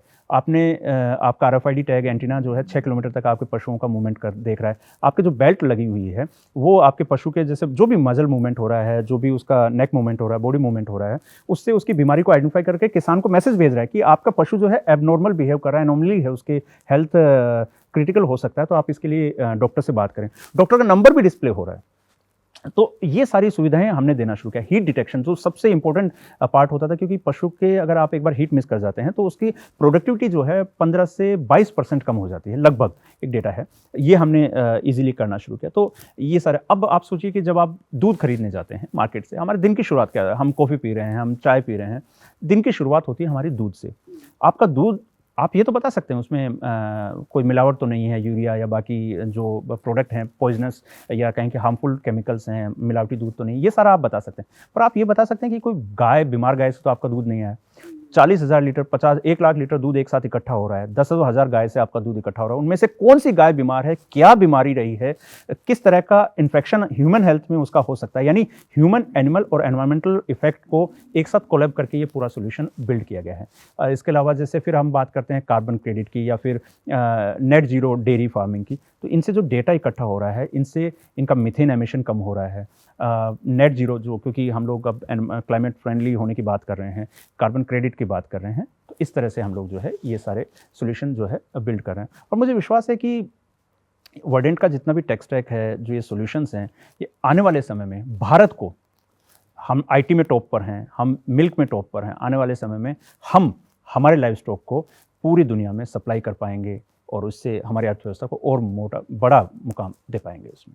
जी मनीष, वर्डेंट का बिजनेस मॉडल क्या है? क्योंकि अभी तक तो हमने आप किस तरह से काम करते हैं, आपकी टीम कैसे काम करती है, किसान किस तरह से आपके साथ जुड़े हुए हैं, ये सारी चीज़ों पे काफ़ी बारीकी से आपने हमको समझाया है।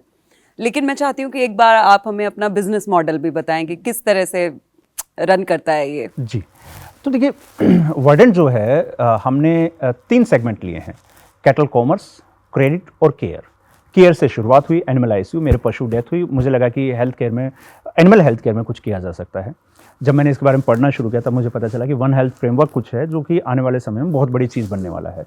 और मेरा ये विचार जो है सत्य साबित हुआ, क्योंकि जेनेटिक आउटब्रेक्स हो रहे थे, कोरोना हुआ ही है, और उसके बाद लंपी स्किन डिजीज़ का जो इन्फेक्शन हुआ उसने इस चीज़ को सच साबित किया। तो पहला तो वहाँ से शुरुआत हुआ। तो हमने पहला जो सर्विस देते हैं या हमारे कार्ड में सिंपल मोटो है केयर का, कि हम लोग एनिमल ICU या ट्रीटमेंट या telemedicine service at the door step किसान को मिल जाए, इमीडिएटली मिल जाए, इमरजेंसी में मिल जाए, क्योंकि ह्यूमन को ही अभी इमरजेंसी सॉल्यूशंस और सुविधाएं देने पर काम नहीं हो। तो पहला हमारा ये था। सेकंड, हमने काम किया क्रेडिट पे, यानी जब किसान पशु खरीदना चाहता है या बेचना चाहता है और उसकी जो सिक्योरिटी है, अगर डेथ हो जाती है तो उसको क्रेडिट लिंकेज जो है वो मिले। अब ये फसल में काफ़ी समय से हो रहा था, किसान क्रेडिट कार्ड के माध्यम से 50 तरह की योजनाएं हैं, बैंक्स हैं, इंस्टीट्यूशंस हैं, ये पूरी तरह से इंस्टीट्यूशनलाइज सेक्टर था, संस्थानक रूप से इसको मजबूत बना दिया गया। लेकिन पशुधन के बारे में ऐसा कुछ भी नहीं था, बहुत अनसिक्योर फंडिंग मानी जाती थी। तो ये सर, तो इसको हम लोग ने चैनलाइज करना शुरू किया कि भारत में जो रेगुलर स्कीम से अलग हटके कुछ ऐसा बड़ा काम कर सकें।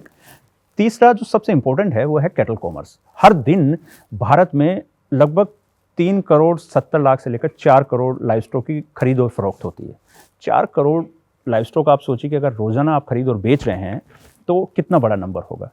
और भारत पशु आबादी के बारे में भी नंबर 1 है। हम सिर्फ ह्यूमन पॉपुलेशन में नंबर 1 नहीं है, 300 मिलियन, अगर आप इस बार का एनिमल सेंसस देखें, लाइव स्टॉक सेंसस देखें, तो हम लोग नंबर 1 है पशुओं की जनगणना के मामले में, नंबर्स के मामले में। तो एक बड़ी अपॉर्चुनिटी जो है बिल्ड होती है और उसके गिर्द जो है बिजनेस बनाया जा सकता है। तो ये 3 सेगमेंट पे हमने काम करना शुरू किया। अब होता है मॉडल कि बिजनेस टू बिजनेस है या बिजनेस टू कंज्यूमर है, तो हम लोग B2C सेगमेंट में अपने आप को गिनते हैं। हम डायरेक्ट फार्मर को सर्विस देने में ट्रस्ट करते हैं और उन्हीं को देते हैं। इंस्टीट्यूशनलाइज कस्टमर्स, यानी जैसे डिपार्टमेंट्स हैं, गवर्नमेंट्स हैं, यूनियंस हैं, मिल्क यूनियन है, ये लोग भी हमारी सर्विसेज लेते हैं। लेकिन डेयरी इकोसिस्टम जो है वो इस तरह से बनाया हुआ है कि अगर कोई भी संस्थान के साथ आप टाई अप भी करते हैं तो भी आपको एंड यूज़र जो है वो आपका किसान ही रहता है। तो हम लोग बिजनेस टू कंज्यूमर पर ये काम करते हैं। तो हमारा जो सोर्स है वो बिज़नेस जो है वो इन्हीं 3 चीज़ों के इर्द गिर्द घूमता है। शुरू हमने केयर से किया और अब कैटल कॉमर्स और क्रेडिट में भी धीरे धीरे आगे बढ़ रहे हैं। फ्यूचर में भी हम लोग भारत का पहला पशुधन बैंक बनाने पर भी काम कर रहे हैं कि अगर हम इस तरह से बना पाए तो हम एक स्मॉल फाइनेंस बैंक भी बनाना चाहेंगे कि अगर सब कुछ ठीक रहता है और हमारे पास अच्छा रेवेन्यू रहते हैं तो हम लोग अपना क्रेडिट वर्टिकल जो है पूरी तरह से सेपरेटली इस्टेब्लिश करना चाह रहे हैं। तो इस पर हमारा काम अभी जारी है। हमने टैक्स तो बनाने शुरू कर दिए हैं, को ब्रांडिंग में लैंडिंग और ये सब भी चीज़ें हमने शुरू कर रखी हैं। एक जो MFI है, माइक्रो फाइनेंस इंस्टीट्यूशन है अलग से, उसको भी हमने लिया हुआ है। लेकिन हम चाह रहे हैं कि एक भारत का एक लार्जर स्केल का किसान बैंक या पशुधन बैंक, इस तरह का कोई बैंक एग्जिस्टेंस में जो स्पेशली किसानों की नीड को देख के, प्रायोरिटी सेक्टर की लैंडिंग को देख के, SHG, वीमेन, किसान, पशुधन, उस सेगमेंट में काम करे। पेमेंट बैंक हमने देखा, पेमेंट सॉल्यूशंस, एक फाइनेंशियल इंक्लूजन एक समय में बहुत बड़ी डिमांड थी, नीड थी।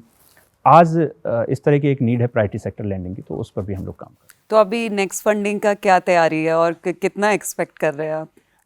हम लोगों ने जो लक्ष्य रखा है इस साल में जो रेज़ करने का, वो 10 मिलियन का लक्ष्य रखा है डेट एंड इक्विटी के माध्यम से, और 5 मिलियन इक्विटी में है, 5 मिलियन डेट फंडिंग में है। लगभग मतलब कुछ चीज़ें हैं जो अब ड्यू डिलिजेंस वगैरह स्टार्ट हो गया है, इन्वेस्टर से कनेक्ट भी हुआ है, और उम्मीद है ये प्लेटफॉर्म पे जब हम होंगे तो और ज़्यादा इंटरेस्ट बिल्ड होगा। तो इस तरह का है। वैल्यूएशन भी हमने रिवाइज्ड किया है, और जो वैल्यूएशन पे हम लोग पहले 300 करोड़ का लास्ट ईयर का वैल्यूएशन था, वो बढ़ के अभी हमारा बिफोर लास्ट ईयर की बात कर रहे हैं, वो अभी हम इस साल लगभग 600 करोड़ के ऊपर का वैल्यूएशन देख रहे हैं।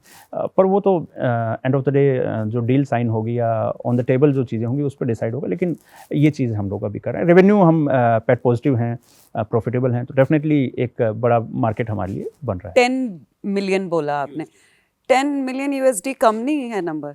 क्योंकि आप तो इतने बड़े लेवल पे काम कर रहे हैं, और मुझे लगता है कि क्या होगा, पिच क्या होगा आपका, क्योंकि आपको टीम भी थोड़ी बड़ी करनी पड़ेगी, दूसरे राज्यों में भी आपको फैलना पड़ेगा, है ना? तो उसके लिए तो नंबर थोड़ा बड़ा होना चाहिए। हाँ, ये एक इम्पोर्टेंट चीज़ है। पर मैम, जैसे मैंने बताया ना कि हम अपने स्टार्टअप को बहुत अच्छा मानते हैं, सब चीज़ें हैं, पर हमें प्रैक्टिकल भी होना चाहिए। पैसा जितना आप ऑप्टिमली खर्च कर पाएँ, क्योंकि हम लोग हमेशा लीन स्टार्टअप की थियरी में रहे हैं।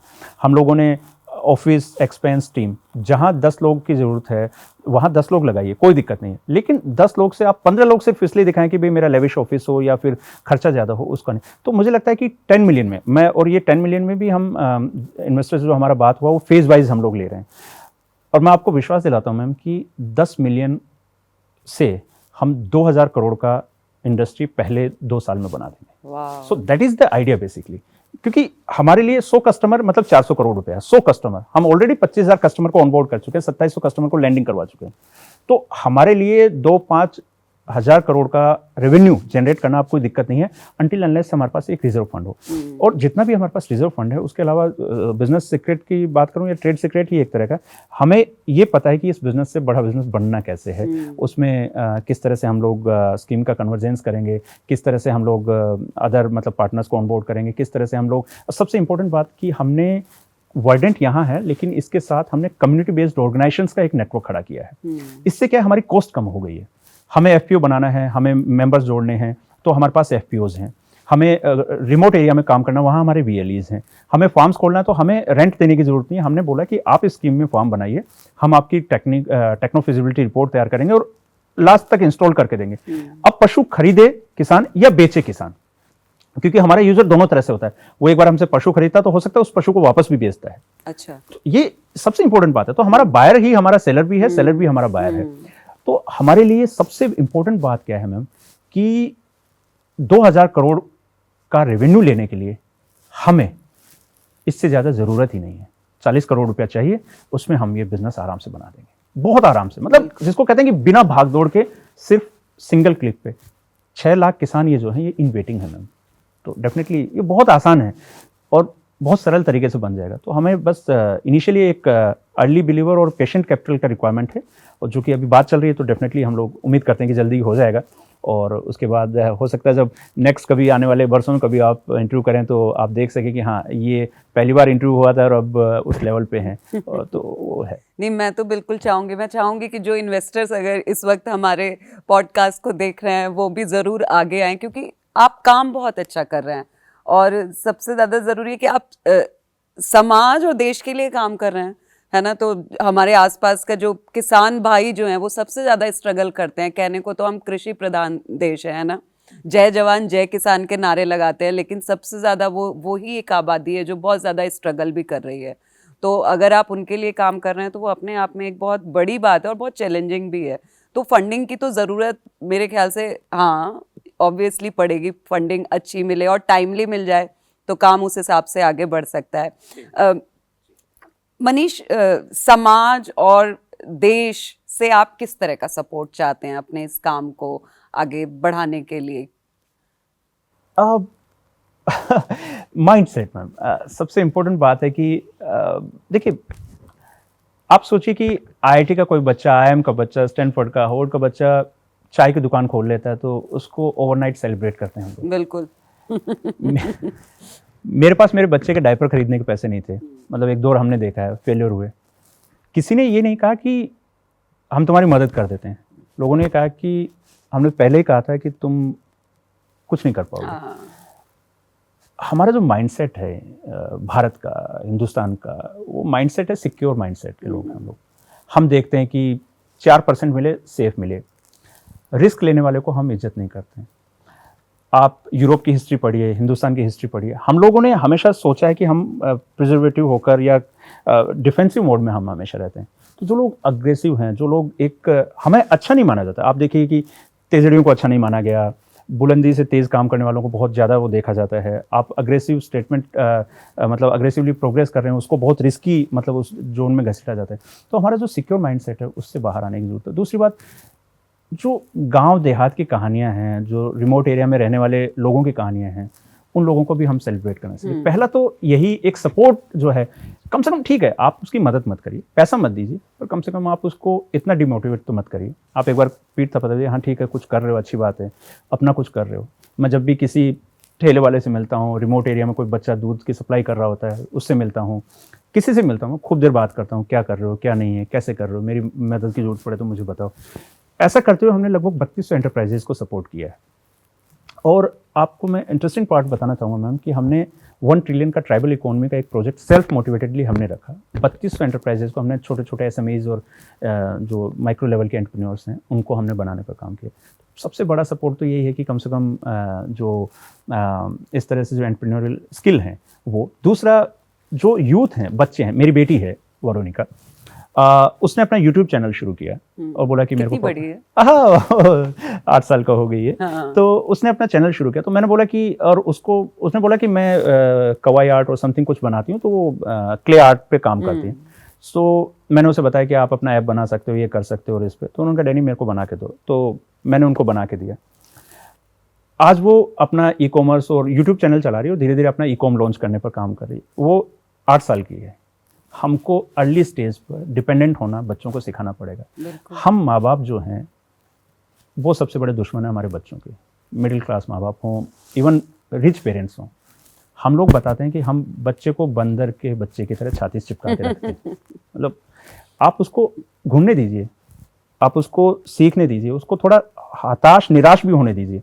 होता क्या है, बच्चे देखिए आईआईटी की पढ़ाई करने वाले बच्चे सुसाइड कर लेते हैं। क्यों? क्योंकि आपने एक्सेप्टेशंस का बोझ उन पर इतना लाद दिया है। मेरे को 15 साल लगे, 20 साल लगे मेरे पेरेंट को कन्विंस करने में कि मैं खेतीबाड़ी कर रहा हूँ, ये सही कर रहा हूँ, गलत नहीं कर रहा। पर 20 साल मेरे पेरेंट या मेरी फैमिली या मेरे फ्रेंड्स को मेरे से बात करने में शर्म आती थी। ये 20 साल कैसे निकले होंगे आप सोच सकते हैं। पैसा खत्म हो गया, कंपनी खराब हो गई, एक बिजनेस में लॉस लग गया, कोई भी मदद को नहीं आया। पहला तो ये है। दूसरा, मैंने कहा ना सेलिब्रेशन। तीसरा, हम नेक्स्ट जनरेशन के लिए रास्ता तैयार करें, वरना होगा नहीं। आज आप कितना भी हम बात करें, जब तक माइंडसेट बदलेगा नहीं मैम तब तक चेंज आएगा नहीं। तो सोसाइटी से तो सिर्फ इतना सा, सिर्फ माइंडसेट। हमको आपका पैसा नहीं चाहिए, एंटरप्रेन्योर को कुछ भी नहीं चाहिए, वो कर लेगा अपना, उसमें वो जिजीविशा है, उसमें वो हसल है कि वो अपना धक्के खा खो के कर लेगा। मैं रेलवे स्टेशन पे भी सोया हूँ, बस स्टैंड पे भी रुका हूँ, मेरे पास मतलब मेरे पास इंक्यूबेशन के पैसे नहीं थे, तो मैंने फ़ोन किया कि सर मेरा आप किस्तों में कर दीजिए, इंक्यूबेशन का पैसा नहीं है मेरे पास में। मैंने ये भी देखा है, जॉब में एब्सेंट हो गया, जॉब चले गए, काम नहीं था, कुछ भी नहीं था, मतलब पीएचडी, जेआरएफ और ये सब छोड़ दिया। तो मैंने इसलिए नहीं कहा कि आपको मेरे को बड़ा कोई तमगा दे दें, अवार्ड दे दें, बस ये कि मैं मेरी ज़िंदगी मेरे सपने से जीना चाह रहा हूँ।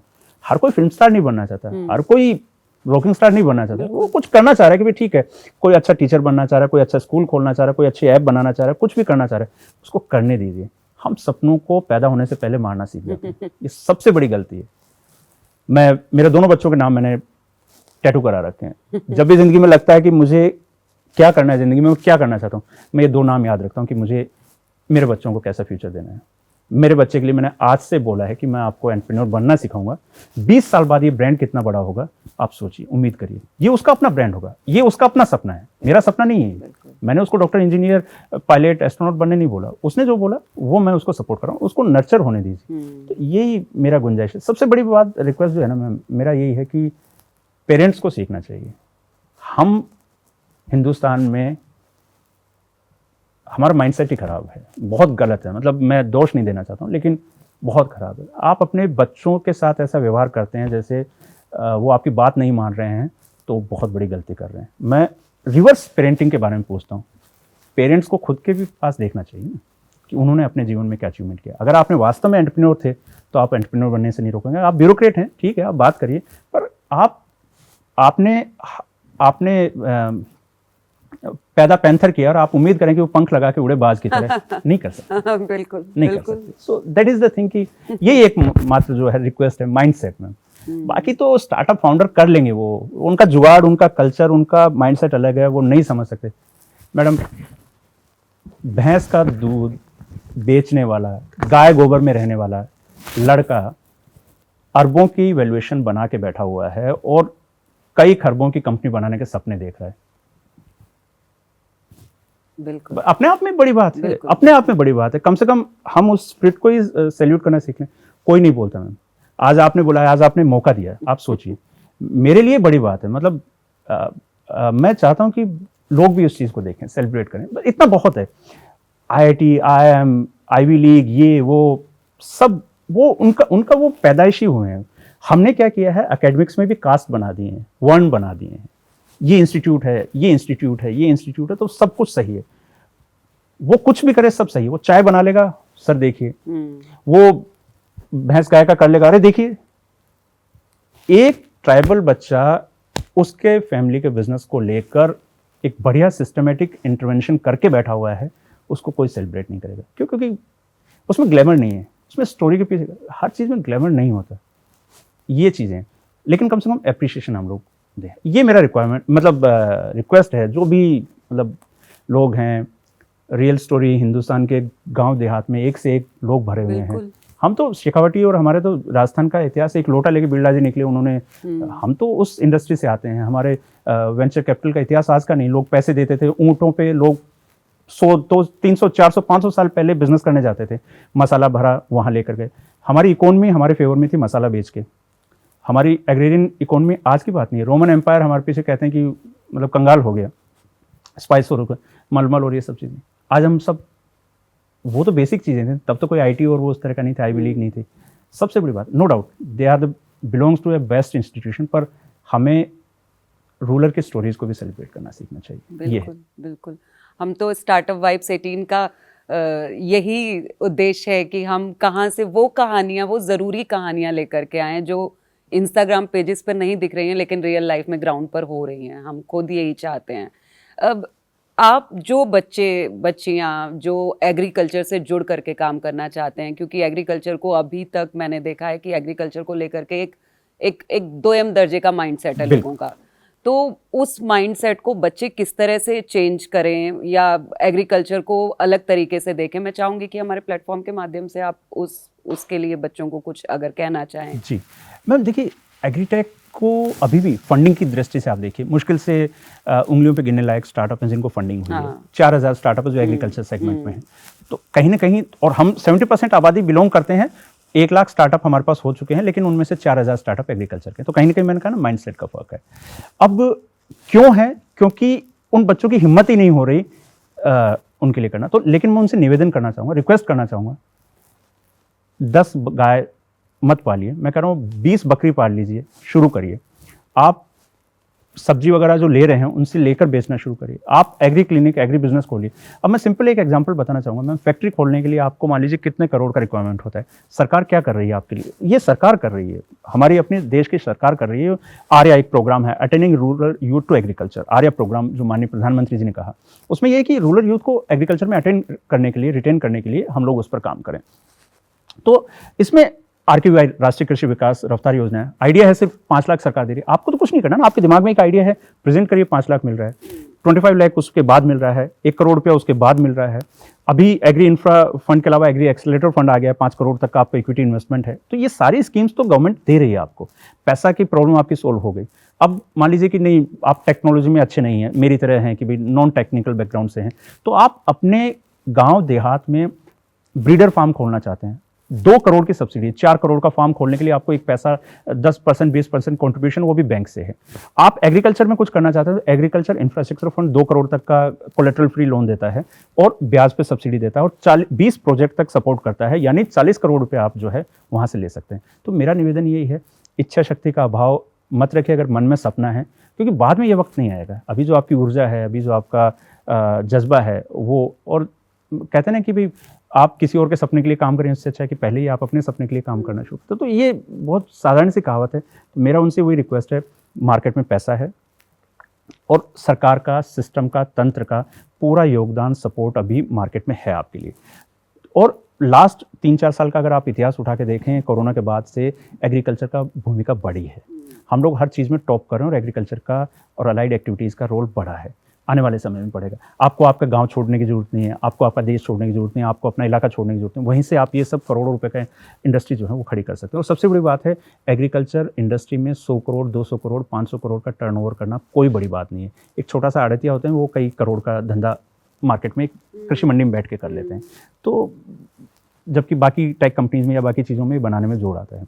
तो मेरा ये निवेदन है कि आप डे 1 से ही आप स्टार्ट कर लीजिए। 1 डे और डे 1 वही बात है, एक दिन या आज ही, तो कभी ना कभी शुरू करना ही है तो कर लीजिए। जॉब तो कहीं नहीं जा रहा, जॉब तो आप तैयारी करते रहिए, लग गए, आपको लगता है कि भाई मेरा जॉब आ गया तो आप उसमें कर लीजिए। पर मेरा ये मानना है कि आप देश, परिवार और माता पिता और अपनी ज़मीन और अपने संसाधनों की सुरक्षा तभी कर पाएंगे जब आप, वो कहते हैं ना देश का कल्चर एग्रीकल्चर, तो वाली बात है, तो उसको अपना पाएंगे। तो यही मेरा निवेदन है। बिल्कुल। तो आपको मतलब लगता है कि अभी जो बच्चे बच्चियां बड़े हो रहे हैं उनको ज़रूर एग्रीकल्चर के बारे में सोचना चाहिए, ज़रूरी है, क्योंकि मुझे मतलब जहाँ तक मुझे भी ऐसा लगता है कि काम तो सचमुच उस तरह से नहीं हो रहा है और ज़्यादा से ज़्यादा लोग अगर इसके बारे में सोचे तो हाँ, हम और बेहतर कर पाएंगे एक देश के स्तर पर, जी, है ना। किसान के साथ अन्याय क्या हुआ है मैम, कि देश में एक किसान कौम ऐसी है जिसकी मेहनत, जिसका उत्पाद, उसकी नीलामी होती है। सिंपल समस्या वहां से शुरू है। आप माइक्रोफोन है, कैमरा है, लाइट्स हैं, ये कपड़े पहन रखे मैंने, इसकी मैं नीलामी नहीं करता है। कंपनी कहती है ये मेरा MRP है, इस पे बिकेगा, इस पे डिस्काउंट हो सकता है, ये चीजें हो सकती हैं, लेकिन मैं 3 महीने एक सीजन में दिन रात पसीना बहा के, परेशान होके, रात बेरात बिजली आने के बाद में फसल पैदा कर रहा हूँ, मंडी में लेकर जा रहा हूँ। और वो लोग, आप अगर मंडी में जाकर देखेंगे तो वो लोग जैसे मूंगफली हैं तो वो कट्टे में छेद कर देंगे, फिर उसको यूँ उछाल के देखेंगे, ये है इतने का इसका रेट, ये लेना है तो करो, नहीं तो करो। ये इस देश की हकीकत है, ये इस देश की हकीकत है जहाँ किसान को अन्नदाता कहते हैं। आप अन्नदाता की मेहनत को नीलामी करते हैं, समस्या वहां से शुरू है। मैंने कहा ना, माइंड ये बाजार का प्रॉब्लम है ना, बाजार का और सिस्टम कहिए या फिर किसी भी तरह से कहें, क्योंकि गवर्नमेंट तो देखिए सपोर्ट करने को तैयार है पूरी तरह से, गवर्नमेंट बहुत अच्छा, मैंने कहा ना, लेकिन बहुत सारी चीजें हैं ना कि जो किसान और सरकार के बीच में चल रही हैं। जी नहीं, उस तरह से नहीं इस चीज को लेना चाहिए। किसान, सरकार बहुत अच्छा काम कर रही है, वही मैं कह रही हूँ कि सिस्टम जो बीच में चल रहा है, हाँ, सिस्टम गड़बड़ कर रहा है। क्या है कि इस तरह से बना दिया गया है कि क्योंकि आलू प्याज के भाव बढ़ गए, पूरे देश को प्रॉब्लम है, हम बार्गेन करते हैं। दूसरी चीज, तीसरा, इसलिए क्या है, किसान अपने बेटे को किसान नहीं बनाना चाहता। सबसे बड़ी समस्या मैं जहां बात करना चाह रहा था वो ये है। मैं ये नहीं कहता कि किसानों का या सरकार, कुछ समस्या नहीं, सरकार बहुत कुछ कर रही है और सरकार हमेशा करती रहेगी, लेकिन किसान अपने बेटे को किसान नहीं बनाना चाहता है। क्यों? क्योंकि वो प्रॉफिटेबल नहीं है। बच्चे हमारे जब इस सेगमेंट में आएंगे, मेरे को देख के बहुत सारे बच्चे ये काम करना शुरू करे हैं, डेयरी वगैरह का सारा नौकरी के साथ साथ कर रहे हैं। वो कई ऐसे अच्छे नौकरी पेशा लोग हैं जो कहते हैं कि हम गाय भैंस का करना चाह रहे हैं, 10 फार्म 20 फार्म खोल लेते हैं, 10-20 का फार्म खोल लेते हैं पशुओं का, तो वो कर रहे हैं। तो ये है किसान की मेहनत को नीलामी से हट के बाजार मिले और किसान का रुझान बने कि मेरा बेटा भी किसान बनेगा। हम डॉक्टर का बेटा डॉक्टर बन रहा है, आईएएस का बेटा आईएएस बन रहा है, फौजी का बेटा फौजी बन रहा है, इंजीनियर का बेटा इंजीनियर की बात कर रहा है, पॉलिटिशियन का बेटा पॉलिटिशियन बनने की बात कर रहा है। किसान का बेटा किसान बनने की बात नहीं करता। किसान खुद भी नहीं बात करता कि मेरे बेटे को, वो कहता है कि कहीं नौकरी छोटी मोटी लग जाए। ज़मीन बेचते हैं किसान अपने बेटे को सरकारी नौकरी या उस तरह की नौकरी लगाए। तो ये माइंडसेट मुझे लगता है कि चेंज होगा और धीरे धीरे सही माइंडसेट बदलने में वक्त लगता है, पर एक ना एक दिन हम लोग इस इकोनॉमी को सशक्त बना पाएंगे। जो हमारा $1 ट्रिलियन का इकोनॉमी है, 5 ट्रिलियन का, 10 ट्रिलियन का, ये इकोनॉमी हम एक दिन बना पाएंगे। और उसमें मुझे लगता है कि एग्रीकल्चर का योगदान जो बढ़ के 40% है, मतलब 50, 60, 70% तक जाएगा तो और अच्छा है, और उसको ऐसे करके ही बढ़ाया जा सकता है। बिल्कुल बिल्कुल। वर्डेंट के माध्यम से मनीषा बहुत अच्छा काम कर रहे हैं और मेरी ढेर सारी बधाइयाँ और शुभकामनाएं आपको कि आप ऐसे ही स्टेप बाय स्टेप आगे बढ़ते जाएं। जो सपना देख रहे हैं, जिस तरह की प्लानिंग कर रहे हैं, वो सारी साकार हो। बहुत ज़रूरी है, क्योंकि आप आगे बढ़ेंगे तो देश भी आगे बढ़ेगा, और आत्मनिर्भर भारत तो बहुत ज़रूरी है ना। जो कि गांव और देहात, इन जगहों पे जो बैठे हुए लोग हैं, आप उनको एक तरह से एम्प्लॉयमेंट भी दे रहे हैं, बड़े लेवल पे काम कर रहे हैं। बहुत बहुत शुक्रिया मनीष हमसे जुड़ने के लिए। Thank you so much. TV18 network का, आपकी पूरी टीम का और इस कंसेप्ट का मैं शुक्रिया अदा करता हूँ। Thank you.